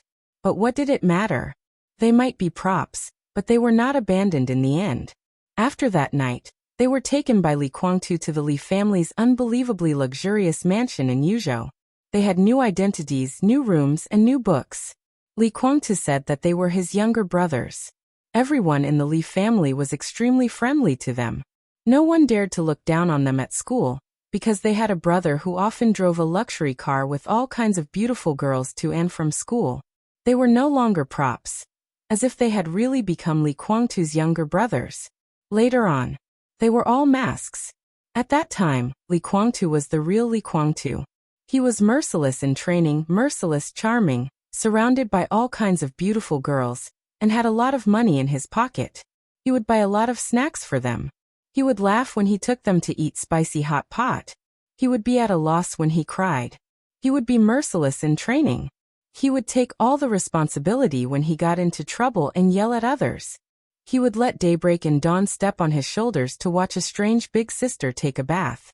He would play glass ball with them for an afternoon without any impatience. He would play video games with them until late at night, and then drive out for skewers. He would force them to get drunk and lift the skirt of the girl at the next table. Things changed. Different people had different Li Guangtu in their hearts. He might feel sorry for everyone, but he really didn't feel sorry for the two little beggars. And now, Li Guangtu was dead. The world seemed to have ushered in the end. The pillar of faith had completely collapsed. It was just a sword. Why wouldn't he dare? His words were simple, and his tone was calm. There seemed to be a slight sound in the dark. I killed him. Li Guangtu is dead. The body is still on the way. It will be sent here later. How about the funeral? You can do whatever you want. It was just a sword. Why wouldn't I dare to kill him? Why couldn't I kill him? The clear and distant voice kept echoing in Daybreak's ears. At first it was broken notes, but as the notes kept combining, Daybreak finally understood what those words meant. His reason was broken little by little in the subtle sound. His soul was twisted and completely collapsed in an irreversible trend. No. A shrill voice sounded from behind. Phoenix, who was staggering, suddenly screamed and a mouthful of blood sprayed directly from his mouth. Daybreak suddenly looked up. His eyes were already blood-red. Li Tianlan narrowed his eyes. Without any hesitation or thinking, the sharp and twisted sword light gathered in an instant. Daybreak's figure suddenly rose into the sky, like a meteor. I'll kill you. At the same time as the ferocious roar sounded, the soft sword that had been with him for decades had been pulled out. The swaying blade tightened for a second, and then completely collapsed. The shining sword light spread wildly in the headquarters of the Purgatory of Heaven capital. Blood bloomed in the air. He no longer had any concerns or thoughts. Daybreak, who was completely mad, directly burned his vitality at this moment. The sharp sword energy was condensed to the extreme, and turned into a giant sword shadow of hundreds of meters. The shadow of the giant sword completely enveloped Li Tianlan. As Daybreak's body rose into the air, the shadow was constantly shrinking. The sword energy was still condensing. The giant sword shadow, which crossed from top to bottom, shrank into countless sword energy long swords. Sharp, gloomy, and pure. Daybreak's eyes were full of madness. Before this sword hurt anyone, he had been seriously injured because of his reckless outburst. The sword shadow and Daybreak rushed over at the same time. Li Tianlan narrowed his eyes. He raised his palm and pressed it down. It was calm, casual, and light as if it had no power. However, everyone could hear the oppressive and violent sound that suddenly rang out in the air. The sky above the headquarters of the Purgatory of Heaven capital was abruptly twisted for a moment. In the thunderous sonic boom, all the sword energy disappeared in an instant. The whole space was shaking violently. The twisted air was shaking wildly in a way visible to the naked eye. And ripple-like ripples appeared in the air. Daybreak's rising body seemed to be hit by a huge force, and was directly slapped down at a faster and fiercer speed. Boom. The ground shook violently. The asphalt pavement in front of the headquarters of the Purgatory of Heaven capital suddenly cracked. Dust flew, and the dense cracks spread in all directions on the ground, all the way to the front of the crowd. Daybreak's whole body was slapped into the ground, covered in blood. He coughed violently. Li Tianlan. Dawn's attack and roar followed Daybreak. The weapon in his hand was also a soft sword. The soft blade trembled slightly, and blue electric arcs lit up one after another. Li Tianlong glanced at him. He stood in the air, and didn't even move. The sword energy around him directly pressed down. There was another pit beside Daybreak. The ground made a slight sound in the process of cracking. The two brothers, Daybreak and Daybreak, were lying side by side. In the blink of an eye, the two strongest experts of the purgatory of Heaven capital were both seriously injured. Li Tianlong landed on the ground. Wu Qing stayed in Emperor Dong's palace. Naturally, he didn't wear the black windbreaker that could be worn even in summer. Dressed in beige casual clothes, he clapped his hands casually, without any dust on his body. He did it casually, as if it were nothing. The entire purgatory of Heaven capital was dead silent. If the almost extravagant supply of materials in the past 2 months made some people in the purgatory of Heaven capital understand something, and made others have other ideas, then Li Tianlong's casual action was enough to make them really realize what the number one on the divine list of this era was. Li Tianlong's eyes quickly scanned the crowd. There were many people in the crowd that he was familiar with. Some people he knew. Some people he only had some impressions of. Similarly, there were many people he had never seen before. The elites of the Li family formed the main body of the purgatory of Heaven capital. But the purgatory of Heaven capital was also developing, so there would naturally be new blood joining. These people didn't have the entanglement in the hearts of the old people of the Li family. Their loyalty was only to the purgatory of Heaven capital, not to the Li family. When Daybreak and Dawn were slapped down from the air, some of these people subconsciously took a step forward. Among them were some veterans of the Li family, and more of them were new blood who joined the purgatory of Heaven capital later. Some people's eyes flickered, and they stood still. No one knew what they were thinking. The people who were most familiar with Li Tianlong all had complicated expressions. They wanted to say something but stopped on second thought. This was a different attitude. To some extent, this also represented the different positions within the purgatory of Heaven capital. Li Tianlong suddenly smiled and took 2 steps forward. He looked at a middle-aged man standing in front of the crowd and whispered, "Uncle, long time no see." This was an old man who looked a little weathered, a little weak, and a little old, but still handsome. He stood quietly in the first row of the crowd, surrounded by a dozen middle-aged men and women. Obviously, in the purgatory of Heaven capital, this was a man whose status was not too high, but he had considerable influence in the Li family. When Li Tianlong was looking at him, he was also looking at Li Tianlong. Different emotions were surging in his deep eyes. There was relief, nostalgia, trance, anger, helplessness, joy, confusion, and bitterness. Li Huazhang, Li Guangtu's cousin. This was a real member of the Li family. Even in the most glorious time of the Li family, he was one of the core members of the Li family who was valued by Li Honghe. If Li Tianlong had to rank all the people in the purgatory of Heaven capital, excluding Li Guangtu, Li Huazhang's importance was definitely in the top 3. Li Huazhang's strength at the peak of the thunder-shocking realm could not be said to be a top expert, but he was the talent that Emperor Dong's palace currently lacked the most. "Tianlong, what do you want to do here?" Looking at his nephew, whom he had not seen for more than a decade, Li Huazhang moved the corner of his mouth and asked in a hoarse voice. His tone was a little difficult, and he was in a trance. The year he left the Li family's camp, Li Tianlong was only in his early teens. At that time, like most people in the Li family, he was overwhelmed by the cruel reality. He was not close to Li Tianlong, nor was he estranged. In that oppressive environment at that time, it was really difficult for anyone to calm down and get along with a child carefreely. Li Huazhang only remembered that when Li Tianlong was a child, he liked to stick to him and ask him to tell stories. At that time, Li Tianlong was even younger, about 5 or 6 years old. 2 years before he left the Li family's camp, Li Tianlong had begun to seriously accept Li Honghe's almost cruel training plan, and worked hard to change the Li family's fate. They didn't even have the chance to meet at that time. In any case, Li Huazhang did not expect that the first meeting between uncle and nephew after leaving the Li family's camp would be like this. He killed Li Guangtu? Li Guangtu was dead? Li Huazhang looked at him in a daze, and his eyes were a little dull. "I came to see you." Li Tianlan said slowly. His eyes narrowed slightly. I also came to see the child. Child.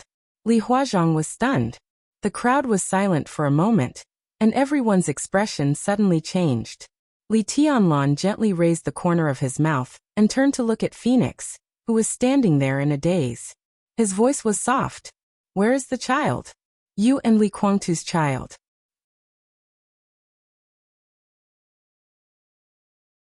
Chapter 1255. That child. In the headquarters of the Purgatory of Heaven capital, uneasiness, hesitation, struggle, and different emotions permeated the crowd. Everything that happened today was too sudden. Everyone in the Purgatory of Heaven capital was not mentally prepared.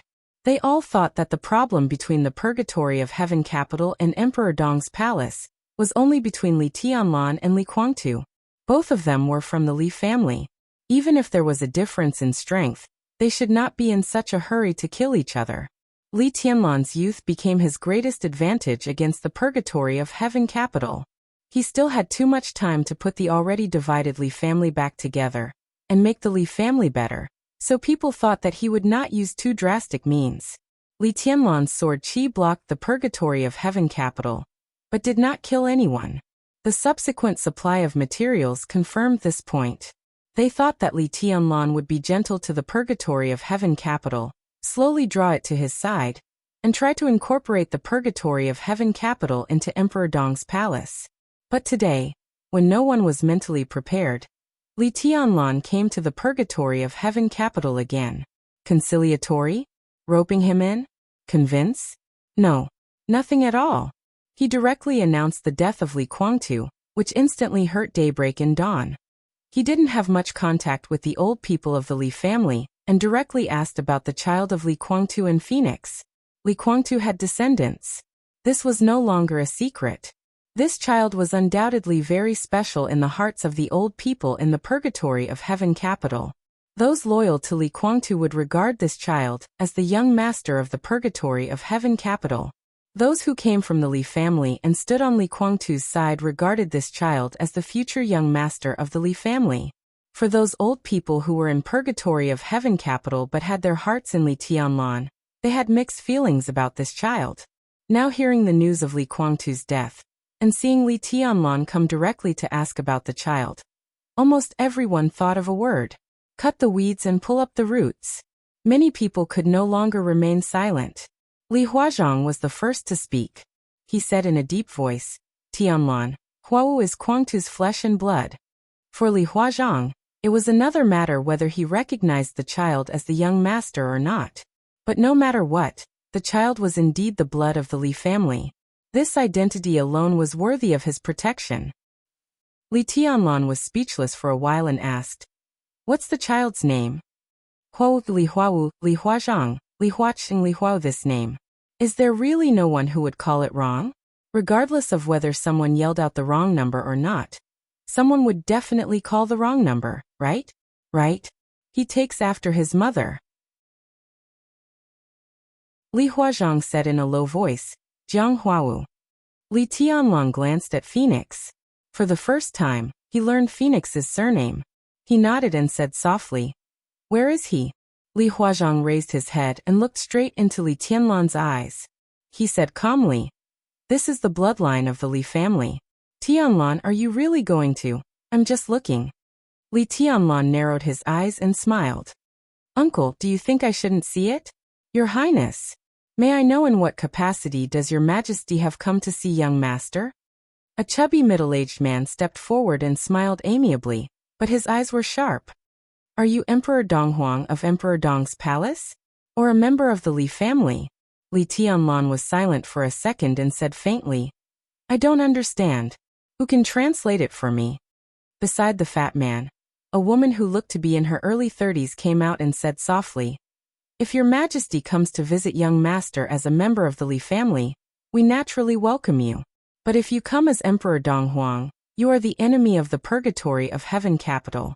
Although the Purgatory of Heaven capital is not strong, before we fall, we will certainly have the courage to stand in front of your Majesty. Your Majesty, why don't you have a try? Got it, Li Tianlan said with a smile. Are you forcing me to take a stand? Young master? What young master? Of course, it's the young master of the Li family. The fat man said with a smile, his voice clear and firm. Li Tianlan looked at the fat man quietly. Everyone's eyes were also focused on the fat man. There were always some people whose loyalty was not as strong as Daybreak's performance, but they were equally fearless. I am the patriarch of the Li family, and I have never appointed a young master. Explain. How did this so-called young master of the Li family come about? Li Tianlan looked at the fat man's eyes aggressively. The fat man's face changed, and he said in a deep voice, His Highness Li Guangtu is the only son of Senior Li, and Huawu is the legitimate son of His Highness. Naturally, he is the only heir of the Li family. Your Majesty, am I wrong? Li Tianlan looked at him quietly, and his voice did not fluctuate at all. Li Guangtu is indeed Grandpa's son, but when Grandpa died, he was not the designated heir. Of course I know. The fat man's voice sounded very respectful. His Highness has never been greedy for the position of patriarch of the Li family. What he wants to control is the purgatory of heaven capital.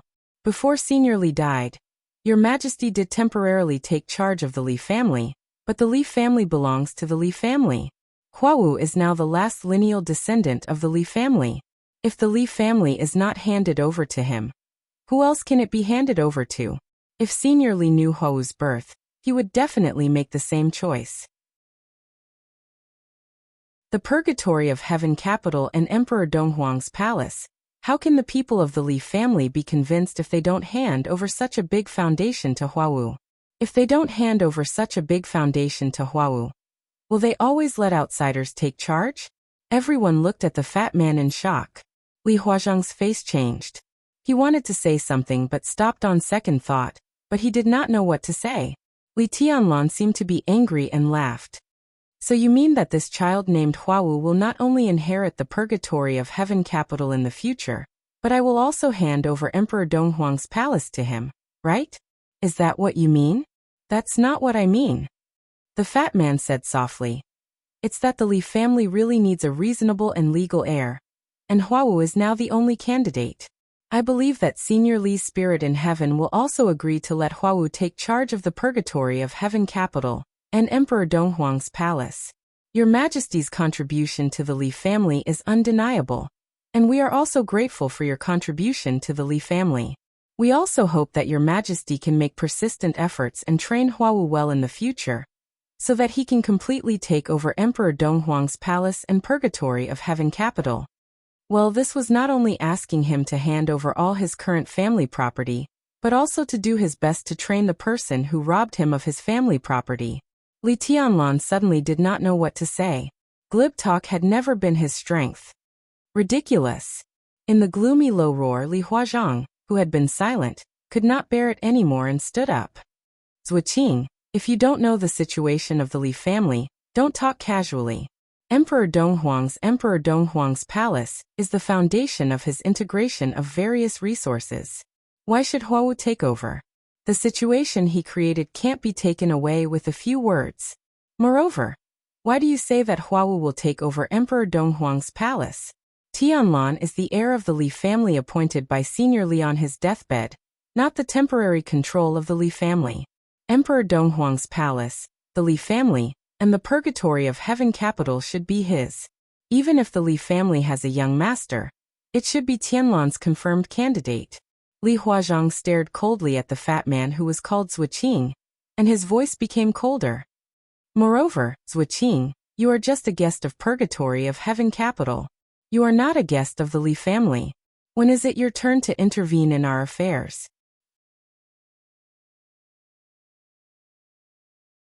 Chapter 1256. Li Tianlan glanced at Li Huazhang in surprise. Because he left early, he had no deep impression of this uncle, so he couldn't judge his position. But at this time, his attitude was very clear. Obviously, he chose to stand on his side. Li Tianlan looked at the crowd around Li Huazhang again. A dozen people were not a large-scale group in the purgatory of heaven capital, but Li Tianlan was very familiar with a few of them. Seeing Li Tianlan looking over, they nodded slightly and raised the corners of their mouths, revealing a smile. Advisorly, when Senior Li died, young Master Huawu was not born. So Senior Li chose to let His Majesty East Emperor temporarily control the Li family. The chubby Zhui guest took a deep look at Li Huazhang. I still say the same thing. The Li family belongs to the Li family, so it should be inherited by the Li family. Now the Li family is divided into two, Emperor Dong's palace and the Purgatory of Heaven capital. This is definitely not the situation that Senior Li wants to see. If he is still here, he will certainly hope that young Master Huawu can slowly integrate the power of the Purgatory of Heaven capital and Emperor Dong's palace, and make the Li family strong again. I am a member of the Li family, Li Huazhang said coldly. But everyone knows that the Li family's power is mainly concentrated in the Purgatory of Heaven capital. Emperor Dong's palace is the foundation of Tianlan, and its main body is Samsara Palace. What does it have to do with the Li family? Zhui guest, I can understand that you regard Huawu as the young master of the Purgatory of Heaven capital. But the Li family belongs to Tianlan, and Emperor Dong's palace belongs to Tianlan. We don't argue about whether Huawu is qualified to inherit the Li family. At least, he is not qualified to inherit Emperor Dong's palace. What a joke! A sharp voice rang out from the back of the crowd. Li Tianlan raised his eyebrows slightly, and the corners of his mouth raised in an almost imperceptible curve. Here it came. The purpose of his coming here today was to see what kind of monsters were there in the Purgatory of Heaven capital. The more such people came out, the better. An old man who looked nearly 60 years old walked out of the crowd and said coldly, "Is there no power of the Li family in Emperor Dong's palace?" The foundation of Emperor Dong's palace was built by the Li family. Later, the Samsara Palace joined because of His Majesty Dong Huang. The old man paused, looked straight into Li Tianlan's eyes and said with a smile, "Your Majesty, if I may be so bold to ask, do you now think that you no longer belong to the Li family, but only to Dong Huang?" Li Tianlan looked at him quietly. The old man in front of him looked the same as the left-honored guest, but he was also completely different. When the latter stepped forward, his gaze was calm. On the other hand, the eyes of the old man in front of him flickered. It was obvious that he was plotting something. "Who are you?" Li Tianlan asked directly. "Codename Tengu." The old man smiled and said, "Thank you, Your Highness Li Kuangtu. I joined the Purgatory of Heaven capital 5 years ago, and am now the Chief of Staff of the Purgatory of Heaven capital." "So, you are not from the Li family?" Li Tianlan's voice was cold. "The Purgatory of Heaven capital belongs to the Li family. I belong to the Purgatory of Heaven capital, so naturally, I belong to the Li family." Heavenly Hound smiled and said, "I just don't know if His Majesty Dong Huang still recognizes his identity as a member of the Li family." "I naturally belong to the Li family," Li Tianlan sneered.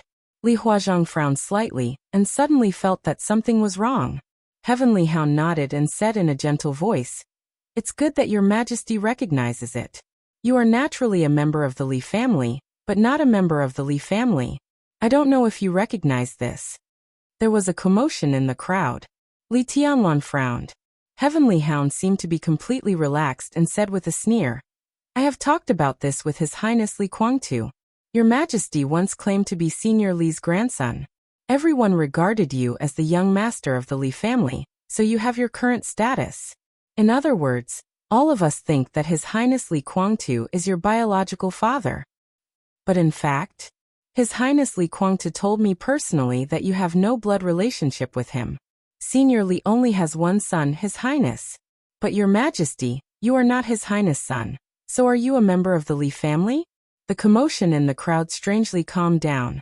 This matter was no longer a secret, especially for the Purgatory of Heaven capital. It was an open matter. Emperor Dong's palace was like the sun at high noon. But the Purgatory of Heaven capital could not hide its decline in the past 2 years.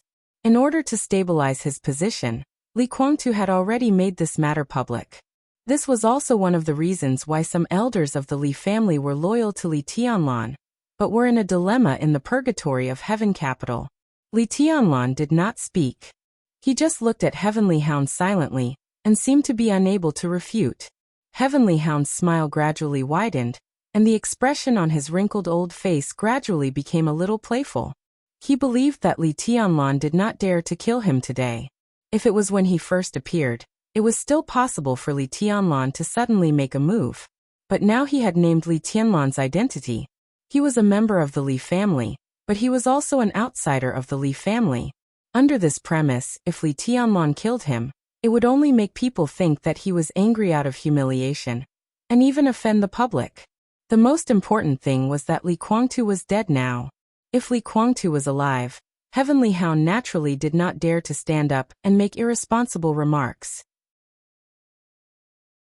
But now that Li Guangtu was dead, Heavenly Hound stood up and became a hero who tried his best to defend Li Guangtu's widow and child. This identity was enough to make Li Tianlan not dare to kill him. From this standpoint, once Li Tianlan killed him, he would never be able to take over the purgatory of Heaven Capital. He stood up to defend the interests of Phoenix and Li Huawu, which was to defend the interests of the Li family.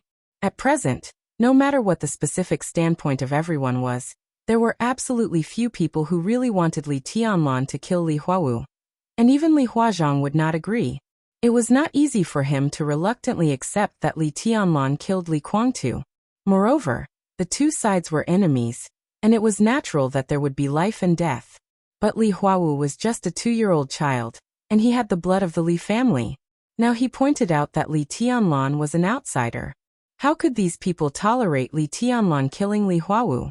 As long as Li Tianlan could not touch Li Huawu and his mother, he could not touch Heavenly Hound. To some extent, he and Zuoxian were the same, but they were also completely different.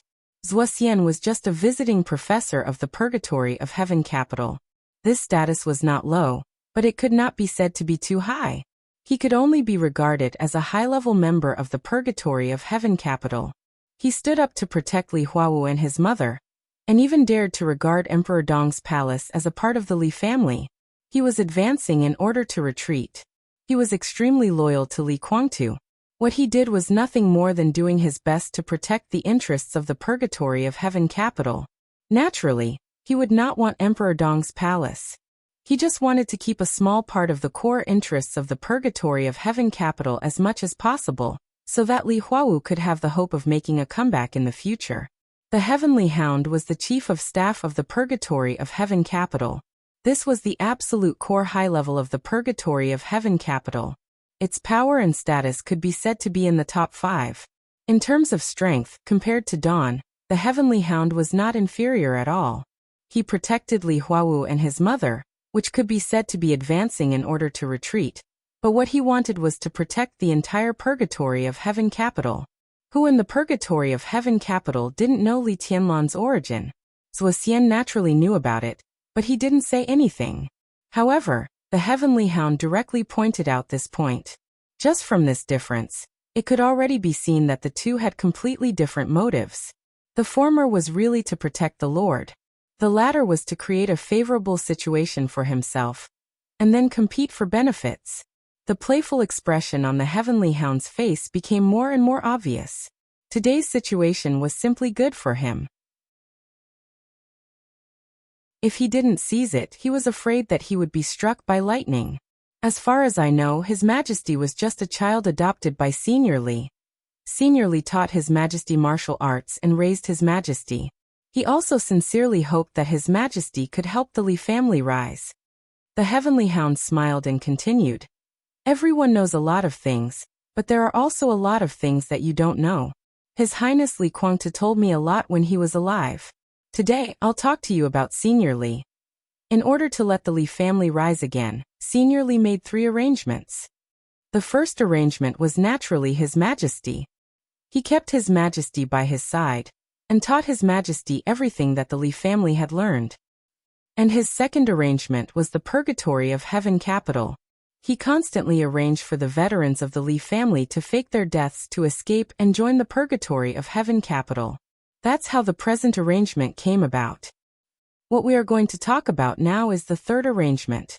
Senior Li secretly adopted a daughter, and taught her all the unique skills of the Li family, including the 24 moves of sword, and has been in secret contact with her for many years. At the same time, Senior Li also passed a part of the Li family's secret skills to her. At the same time, Senior Li also secretly gave part of the Li family's property to this adopted daughter. Regarding this, in addition to Senior Li and the adopted daughter, only His Highness Li Guangtu knew about the existence of his adopted sister. The brother and sister had a very good relationship. Although they didn't see each other much, they were like-minded, and both of them were geniuses. At that time, the adopted daughter was in charge of part of the Li family's wealth, and received the Li family's martial arts. Coupled with her own outstanding talent, she entered the invincible realm smoothly. The Heavenly Hound laughed. After entering the invincible realm, the adopted daughter set up a force and also set up a fund on the surface. In the crowd, the faces of many elites of the purgatory of Heaven Capital had gradually changed. The clear voice of the Heavenly Hound continued to echo. Everyone should have guessed that the adopted daughter was the master of Samsara Palace. She set up the Samsara Palace, and also set up the Flourishing Age Fund on the surface. In fact, today's Emperor Dong's palace originated from the Li family. The relationship between His Highness Li Guangtu and the master of Samsara Palace is very good, which has long been proved. Don't forget that the purgatory of Heaven Capital could appear in the dark world smoothly and occupy East Island, because the master of Samsara Palace initiated the final battle of Heaven Capital. The words of the Heavenly Hound were powerful. The strange atmosphere continued to spread inside the purgatory of Heaven Capital. Some people were thoughtful. Some people were stunned. Some people suddenly understood. Some people were skeptical. The smile of the Heavenly Hound became more and more relaxed. He had expected all this. Everything he said could also be justified in the absence of key evidence. For example, the master of Samsara Palace did know the 24 moves of sword of the Li family, and even her martial arts was the 24 moves of sword. Another example was the final battle of Heaven Capital. From the current situation, it seemed that the Samsara Palace was indeed helping the purgatory of Heaven Capital to officially enter the secular world. These could all be explained. As for the truth, did it matter? Li Honghe was dead and would not deny him. Li Guangtu was dead and would not deny him. The master of Samsara Palace was dead and would not deny him. Without these key witnesses, what could Li Tianlan use to deny him? Moreover, would the dignified Dong Huang argue with him until he was flushed with anger? How could it be possible? The number 1 on the world divine list was invincible. Such an expert would definitely disdain to argue with him. But in the current situation, it was not appropriate for him to kill him. In such a deadlock, the best choice for Li Tianlan was to leave temporarily. The Heavenly Hound took 2 steps forward, with unconcealable pride in his eyes. As long as Li Tianlan left, he would become the hero who protected Li Huawu and his mother today. As the chief of staff of the purgatory of Heaven Capital, he naturally had his own forces in the purgatory of Heaven Capital. Li Tianlan wanted to leave today. In order to save his face, he would inevitably take away a group of people who were loyal to him led by Li Huazhang. Daybreak and Dawn were seriously injured. The purgatory of Heaven Capital was in a mess. This was what the Heavenly Hound wanted most. He just waited for Li Tianlan to leave, and then he would kill Daybreak by all means. The seriously injured Dawn was nothing to worry about. Next, he would use the power of the purgatory of Heaven Capital to promote the brother-sister relationship between the master of Samsara Palace and Li Guangtu, and then to promote that Li Huawu was the legitimate heir of the Li family. It was unlikely for Li Huawu to inherit Emperor Dong's palace. No matter what, Li Tianlan could not be a man without a temper. But as long as he occupied this legitimate position, the Heavenly Hound could at least guarantee that he could keep the purgatory of Heaven Capital. Now, no matter how down and out the purgatory of Heaven Capital was, it was still the foundation of a superpower, representing power and wealth that others could not imagine.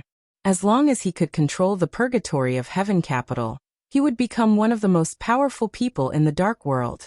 It would be better if he could force Emperor Dong's palace to give up part of its power. The Heavenly Hound's eyes suddenly became extremely hot. He glanced at Phoenix without anyone noticing. Phoenix seemed to have not come to her senses yet. She stood there blankly, with an unconcealable sadness and weakness on her mature and beautiful face. The Heavenly Hound's eyes swept over Phoenix's face and her graceful body curves. As long as everything went well today, the purgatory of heaven capital would be his. And the mistress that he secretly coveted would also be his. As long as he stabilized the purgatory of heaven capital, he would enter her and Li Guangtu's bedroom as soon as possible, and completely conquer the beautiful and mature mistress in their bed. The heavenly hound's eyes turned and fell on Li Tianlan. He said with a smile, "I don't know if your majesty has doubts about the friendliness of the Samsara palace. But no matter what, this is the truth. Young Master Huawu can inherit everything of the Li family, including Emperor Dong's palace, because it is a part of the Li family." Li Tianlan was lost in thought. Anger? He really didn't have this kind of emotion. If Li Tianlan hadn't had access to some information about the Flourishing Age Fund, maybe he would have believed the Heavenly Hound's words. Grandpa's adopted daughter? Li Guangtu's adopted sister? Everything about the Samsara Palace had nothing to do with Li Tianlan? The Arabian Nights was unimaginable, a bunch of nonsense. Except for military counselor, no one in the world could really understand the Flourishing Age Fund. It was an empire of wealth hidden in the dark. What was exposed to the outside was just the tip of the iceberg. And this tip of the iceberg seemed to be written with Li Tianlan's name, after the Samsara Palace was merged into the East Emperor Palace. But there were more hidden wealth, the shares that were secretly purchased from the major groups, and all the secrets that others couldn't find out. Li Tianlan was the real owner. From the beginning to the end. There was no so-called transfer. From the very beginning, when the master of Samsara Palace got those interests, on those secret contracts, Li Tianlan's name was written, not the Li family's. Similarly, in many places, the master of Samsara Palace also left many traps specifically for the Li family. She obviously considered the existence of Li Guangtu. These traps were aimed at Li Guangtu and the power of the Li family. In the plan of the master of Samsara Palace, if Li Tianlan really failed in the battle with Li Guangtu, even if Li Tianlan's martial arts were all destroyed, as long as he was alive, he could use these traps to cause unimaginable huge trouble for the Li family when it annexed the Flourishing Age Fund. The intention behind this was self-evident. So Li Guangtu and the master of Samsara Palace had a deep sibling relationship? It was better to say that Gu Xingyan was Wang Tianzong's long-lost younger brother. Moreover, even if there were none of these things, when the Purgatory of Heaven Capital and the East Emperor Palace existed at the same time, the Flourishing Age Fund chose Li Tianlan instead of Li Guangtu. This alone was enough to disprove the Heavenly Hound's statement. Li Tianlan didn't bother to talk nonsense. He just glanced at Heavenly Hound and said lightly, "Who else thinks the same as this chief of staff? Stand out and let me see." After a moment of silence, a few more people came out. The crowd was even quieter. There were not many people who came out to support Heavenly Hound, only 5 or 6, but they were not unknown people. They were all people in various key positions in the Purgatory of Heaven Capital. They were undoubtedly Heavenly Hound's team. Li Tianlan found that he didn't know any of these people, and he could confirm that they were not old people from the Li family. He was slightly relieved. Heavenly Hound took a step forward, bowed slightly and said softly, "Thank you for your dedication to the Li family, Your Majesty. Now, please return Emperor Dong's palace. We will assist young Master Huawu to control everything.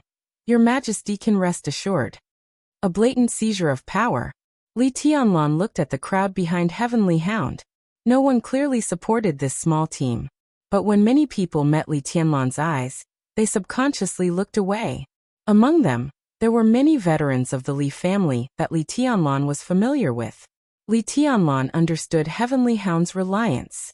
Perhaps in the minds of Heavenly Hound and others, he came today to subdue the Purgatory of Heaven Capital, not to kill people. After all, in their minds, Li Guangtu was already dead, and it was meaningless to kill others. Instead, it would disappoint these old people of the Li family. So Heavenly Hound and others seemed to stand out fearlessly and clamor for power, but in fact, they wanted to keep the Purgatory of Heaven Capital advancing in order to retreat. And these old people of the Li family, Li Tianlan was silent. He could probably understand their silence.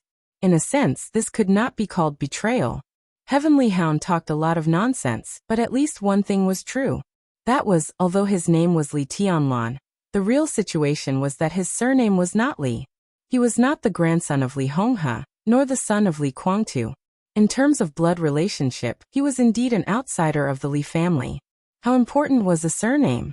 When the treason case broke out abruptly, the Li family was full of talents and experts. It was no exaggeration to say that if everyone in the Li family's camp revealed the intention to change sides, it was not difficult for anyone to find another way out. But these people didn't die from the beginning to the end. They followed Li Honghe out of Yuzhou and the highest stage of Zhongzhou state, and endured more than 20 years of suffering. Some people faked their deaths to get away, but many others really died on the border. Why did all this? It was for the name Li. When Li Tianlan was Li Honghe's grandson, everyone regarded him as the young master and the future hope of the Li family. Under Li Honghe's will, they were even willing to stand against Li Guangtu for him. But now? His true identity had not been exposed. But Li Guangtu had already said that Li Tianlan had nothing to do with him. In such a situation, Li Tianlan had nothing to do with Li Guangtu, which meant that he had no blood relationship with the Li family in many people's minds. Some people could accept this and choose to follow Li Honghe's will to stand by Li Tianlan. There were some such people in Emperor Dong's palace. There were also some in the purgatory of heaven capital headed by Li Huazhang. And the others, they didn't want to choose Li Guangtu, especially after Li Guangtu chose to cooperate with Gu Xingyun. But they were also entangled in the issue of Li Tianlan's identity. So at this moment, facing Li Tianlan, they could only remain silent. Uncle Huoyun, do you agree with Heavenly Hound? Li Tianlan began to call names directly. His eyes fell on a one-armed middle-aged man. This was an old man of the Li family whom Li Tianlan was very familiar with. He left the border camp a year earlier than Li Tianlan, and had a very good relationship with him. Compared with Li Tianlan's somewhat indifferent impression of Li Huazhang, Li Tianlan had more things to remember about this Uncle Huoyun. The first roasted hamster he had eaten when he was a child was given to him by this uncle. In that camp, it was already an extremely rare delicacy. The corners of Huoyun's mouth moved, and he felt a little bitter. Your teacher is now in Reki City and will be back soon. Aren't you going to go back with me to see him? Li Tianlan continued to ask. Uncle Huoyun was Fireman's apprentice, which many people knew. He had planned to follow Fireman's path and break through to the invincible realm at the Fire-Flaming Realm. But after the treason case, Fireman was imprisoned in the desert prison. Disheartened, Huoyun entered the Thundershocking Realm. Later, he was injured in a battle at the border and lost an arm. He had no hope of entering the invincible realm. But he should always remember the friendship of those years. God! Uncle Huoyun gave a wry smile, and seemed to want to call his name. But as soon as the words came out, he sighed and said hoarsely, Your Majesty, what's your surname? Is it important? Li Tianlan looked into his eyes and said in a soft voice, I grew up in the Li family. Whether I'm related by blood or not, Senior Li will always be my grandfather. I'm a member of the Li family and the current patriarch of the Li family. What's different? It's different, Huoyun murmured. Li Tianlan was silent for a moment and said softly, If you insist on an answer, uncle. In terms of blood relationship, my surname should be Dongcheng. He suddenly froze. By now he had already known his background, but he had been avoiding it. So far he only knew his surname, but he didn't know what his name was in the Dongcheng clan. Dongcheng clan, Dongcheng Rushi. Huoyun froze for a moment, and his eyes suddenly lit up. Vaguely he seemed to know Li Honghe's plan at that time. Heavenly Hound obviously realized something. His face changed obviously, and he said in a deep voice, Since your Majesty has admitted that your surname is not Li, how can you be the patriarch of the Li family? We can discuss about Emperor Dong's palace slowly, but the purgatory of heaven capital belongs to the Li family. How can it be handed over to the Dongqing clan? How? I'm talking to the senior. What right do you have to interrupt? Li Tianlan glanced at Heavenly Hound coldly. Heavenly Hound took half a step back subconsciously, then gritted his teeth and stood where he was. He said in a cold voice, Your Majesty is really overbearing, but as a member of the purgatory of heaven capital, don't I even have the right to speak? Your Majesty came here today to conquer the purgatory of heaven capital. In any case, I, Heavenly Hound, will be the first to be unconvinced. Conquer the purgatory of heaven capital, Li Tianlan murmured to himself, and then suddenly laughed. He looked at Heavenly Hound, and the temperature in his eyes dropped little by little, getting colder and colder. Who told you that I came here today to conquer the purgatory of heaven capital? Uneasiness rose from Heavenly Hound's heart without warning. He suddenly raised his head. In his sight was Li Tianlan's indifferent face without any expression. I came here today. Li Tianlan's voice paused. I came here to kill. The sword energy surged. With Heavenly Hound as the center, the space within a radius of several meters instantly froze. The small team centered on Heavenly Hound was completely enveloped by the sword energy, and no one was missing. The sword energy extended without any warning, but Zhuo Xian, who had just spoken, was missed. The faces of Heavenly Hound and the others changed dramatically, and they almost instinctively broke out with all their strength. The blue arc of lightning flashed in the sword energy for a moment. Humph! Li Tianlan snorted coldly. The sword energy around them suddenly rotated. It was silent. The flashing arc of lightning was completely extinguished. Heavenly Hound, whose eyes were full of remorse, opened his mouth. Your Majesty, please. Before he could finish his words, the layers of sword chi had already streaked across each of their bodies like streams of light. Their bodies were torn apart silently. Blood gushed out. The dense sword light kept flying. Before the pieces of the corpses and blood fell to the ground, they had been completely smashed into pieces of powder by the endless sword energy. The red powder fell to the ground, and it was dark red. The audience was silent. Before everyone came to their senses, Li Tianlan's voice continued to ring. At the same time, let Li Kuang to see what kind of state the purgatory of heaven capital is now. Phoenix's body suddenly shook. She looked up at Li Tianlan and said in a hoarse voice, What did you say? Tianlan, Kuangtu is not dead? Li Huazhang also came to his senses and asked hurriedly. He's still alive. Li Tianlan nodded. If I didn't say that he was dead, how could I see today's good show? His mood was up and down. The crowd became more and more silent. Li Tianlan glanced at Huoyin again. It seemed that he was talking to him, but also to all the elders of the Li family. In terms of blood, I am indeed an outsider of the Li family, but Rushi is Grandpa's biological granddaughter, and Li Kuangtu's biological daughter. You can go to Emperor Dong's palace to find Li Kuangtu and ask if it is true. Like Grandpa, I despise Li Kuangtu. But this man's pride and stubbornness have not changed for many years. At least he still has a sense of shame. You can ask if Rushi is his daughter, and you can ask if he really has a deep sibling relationship with the master of Samsara Palace. Li Tianlan's body slowly rose into the air.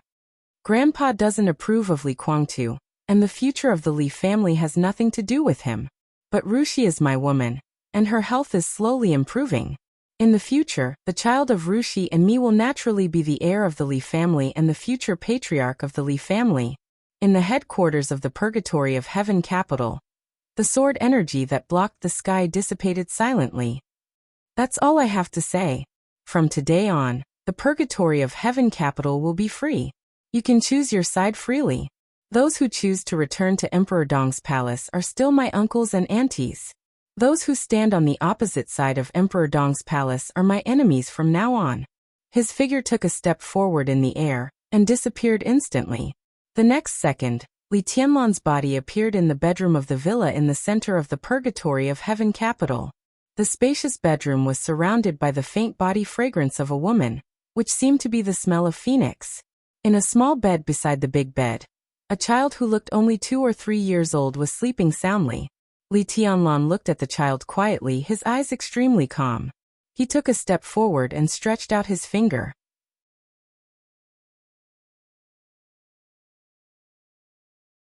Chapter 1257. The moment when his fingers were about to fall.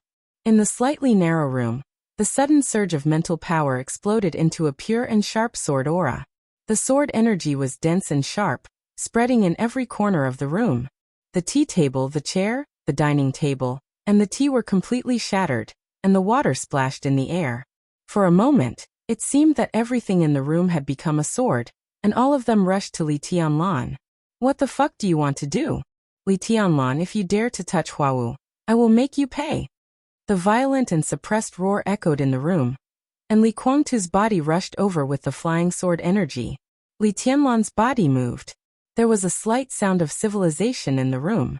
A transparent air vortex rotated rapidly with Li Tianlan as the center, and the sword energy rushing from behind all pierced into the vortex and became a part of it. The transparent vortex expanded, and the edge hit Li Guangtu hard, directly sweeping his body out. The expanding vortex covered half of the room, and also Li Huaqing, who was standing beside Li Tianlan. Li Guangtu, whose body hit the wall hard, looked pale, but instantly turned red. He stared at Li Tianlan with a twisted expression, with monstrous anger. Look, he's anxious. Li Tianlan pointed to Li Guangtu and said to Li Huaqing. Li Huaqing's mouth twitched and he didn't speak. He squinted and quietly looked at the bright screen in front of him. The huge screen was clear and bright, showing the bedroom on the other side of the screen perfectly in front of them. There was another Li Tianlan on the screen. At this time he was standing in front of the baby's crib, stretching out his finger, and gently tapping the face of the sleeping baby. The 2-year-old child moved in a daze and turned over, but he didn't wake up. Instead, he stretched out 2 chubby little hands in his sleep, and held Li Tianlan's finger. Inside and outside the screen, a smile appeared on the lips of the 2 Li Tianlan at the same time. No matter how complicated the grudge between us is, I won't go so far as to attack a child. Why are you nervous? Li Tianlan slowly turned around and glanced at Li Guangtu. Li Guangtu snorted and struggled to stand up. His physical condition was extremely poor. He had never recovered from the serious injuries he suffered in the chaos of Snow Country. He was even more seriously injured in the battle in North Sea. Later, he participated in the siege of Li Tianlan. If Xianyuan Wushang hadn't taken action after he was captured, Li Guangtu wouldn't have woken up now. He had been held captive for more than a month, and Li Guangtu had been trying to recover from his injuries. Naturally, there was some effect, but with the forced attack just now, his injuries suddenly worsened again. What do you want? Li Guangtu looked into Li Tianlan's eyes and asked. Li Tianlan's expression was calm, and his eyes seemed deep and empty. But looking at Li Tianlan's expression now, he couldn't capture anything. If he wasn't very familiar with the 24 moves of sword, Li Guangtu wouldn't even be sure that what was left in Emperor Dong's palace was just a sword chi doppelganger. Xianyuan City, Tiandu City. The 2 cities were hundreds of kilometers apart. Li Tianlan's real body went to the purgatory of heaven capital, but the sword chi doppelganger could still move around in Emperor Dong's palace. The most exaggerated thing was that the 2 sides were obviously connected to each other. That was to say, Li Tianlan's real body knew what was happening here. Every word he said was equivalent to Li Tianlan communicating with him through the sword chi doppelganger hundreds of kilometers away. In a sense, this was no longer something that could be explained by pure martial arts. Not to mention that he hadn't broken through. Even if Li Tianlan really entered that supreme realm, he couldn't do this. Now the real body and the doppelganger were so far away from each other, but they could still communicate with each other. The only explanation was that Ruthless, or Xianyuan Feng, was here. Ruthless energy had been used up, but it was not completely gone.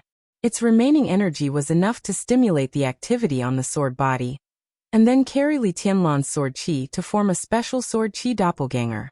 And the ability to do this also proved that the relationship between Xianyuan Feng and Li Tianlan could no longer be said to be a simple relationship between man and sword. The bond between man and sword was constantly deepening. Now Xianyuan Feng could almost be said to be a part of Li Tianlan's body. Li Tianlan picked up the remote control and turned off the screen in front of him.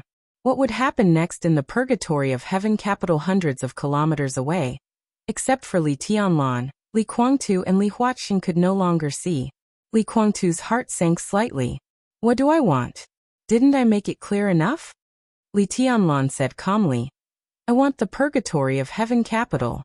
Now I can let you go. After returning to the headquarters of the purgatory of heaven capital, I will announce that the Purgatory of Heaven capital is officially incorporated into Emperor Dong's palace. The overall structure of the Purgatory of Heaven capital will be retained. I will only select a part of the core personnel to enter Emperor Dong's palace. From now on, you can become the first deputy palace master of Emperor Dong's palace. At the same time, the Purgatory of Heaven capital will still be under your leadership. Emperor Dong's palace will not interfere with the development of the Purgatory of Heaven capital. But when necessary, the Purgatory of Heaven capital must be under my command.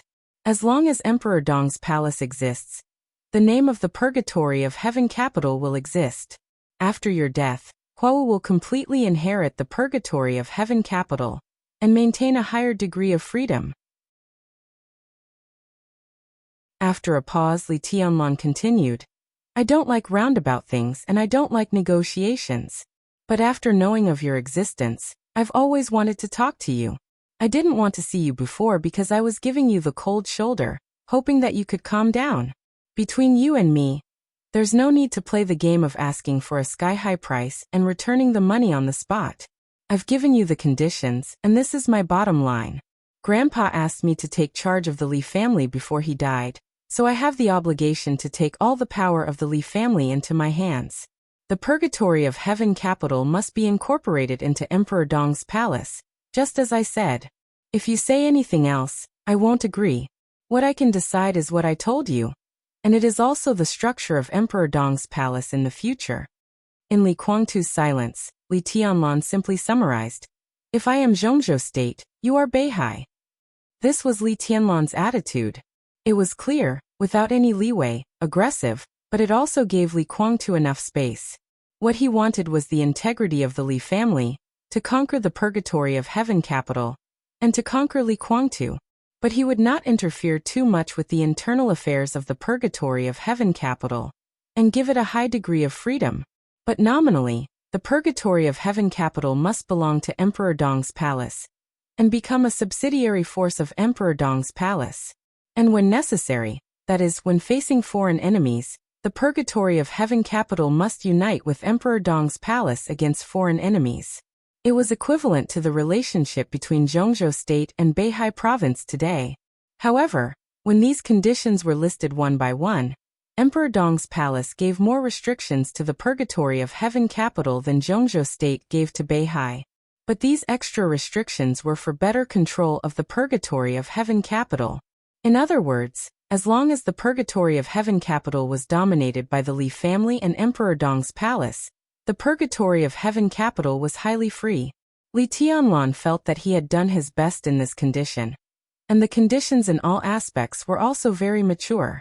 Emperor Dong's palace had fully developed, and it was the era of Emperor Dong. In front of everyone in Emperor Dong's palace, there was a beautiful picture of mountains and rivers. Zhongzhou State, Tiannan East Island, Europe, America. Time passed, and the shadow of Emperor Dong's palace would spread to the whole world over time. Such a Emperor Dong's palace had completely suppressed the Purgatory of Heaven capital in terms of influence, talent reserve, high-end combat capability, wealth and intelligence channels. And Li Tianlan himself had reached the top of the divine list. The siege also fully showed that Li Tianlan's personal combat capability had completely surpassed Li Guangtu's. Throughout the hundreds of years of the Li family, Li Tianlan could now be said to be the strongest patriarch. And now he had caught Li Guangtu, controlled his life and death, and controlled the life and death of his children. Under such circumstances, he gave Li Guangtu his own conditions. If Li Guangtu still refused, then no matter what happened in the future, he would basically not change his attitude. This was the final negotiation between the two branches of the Li family, and Li Huaqing was the witness. And Li Tianlan also gave conditions that were not difficult to accept, including what he had just told Li Guangtu, the high degree of freedom after the Purgatory of Heaven capital joined Emperor Dong's palace, and his position in Emperor Dong's palace. The first deputy palace lord of Emperor Dong's palace was completely under Li Tianlan. With Li Tianlan's temperament, since he gave him this position, it was impossible that he would not dare to give him the responsibility he should bear. So Li Guangtu did not have to worry about having no real power in Emperor Dong's palace. There were 3 deputy palace lords in Emperor Dong's palace: Saint Hidden God and Li Shi. What did this mean? First of all, Saint used to be the first senior brother of Mount Shu. The four sword masters of Mount Shu were now in different positions, but they had a very good personal relationship with each other. Now Yun Qinshi, the Phantom Sword Master, was in the purgatory of Heaven capital. If Li Kuangtu was willing to join Emperor Dong's palace, Saint would not take the initiative to make things difficult for Li Kuangtu because of his relationship with Yun Qinshi. In the same way, Li Beitian would not make things difficult for Li Kuangtu. Situt Songyue, the hidden god of Zhongzhou state, was Li Kuangtu's confidant many years ago. Now she chose to stand on Li Tianlan's side. After Li Kuangtu joined, no matter whether the two could get back together or not, the old friendship would always be there. In the case of not violating the principle, Situt Songyue would also support Li Kuangtu to a certain extent. Li Shi's situation was even more complicated. The grievances between her and Li Kuangtu were enough to be written in a book. But if they were really in the same camp, Li Shi might not fully support Li Kuangtu, but at least she would not make things difficult for him. Such a situation could be said to be very good. As long as Li Kuangtu was willing to come with the purgatory of Heaven capital, he did not have to worry about whether he could gain a foothold in Emperor Dong's palace or not. He could quickly establish his own prestige in Emperor Dong's palace and work together with Li Tianlan to make Emperor Dong's palace better, to make the Li family surpass the peak of the past hundreds of years, and to create a new situation. The high-level officials of Emperor Dong's palace would not make things difficult for him. With the purgatory of Heaven capital and his own strength, he could become a super heavyweight in Emperor Dong's palace, and his status was only below Li Tianlan. The most important thing was, it was the condition that Li Tianlan did not tell him, but he heard through the screen. Dongqing Rushi was his daughter. Li Tianlan and Dongqing Rushi's future child would inherit the Li family.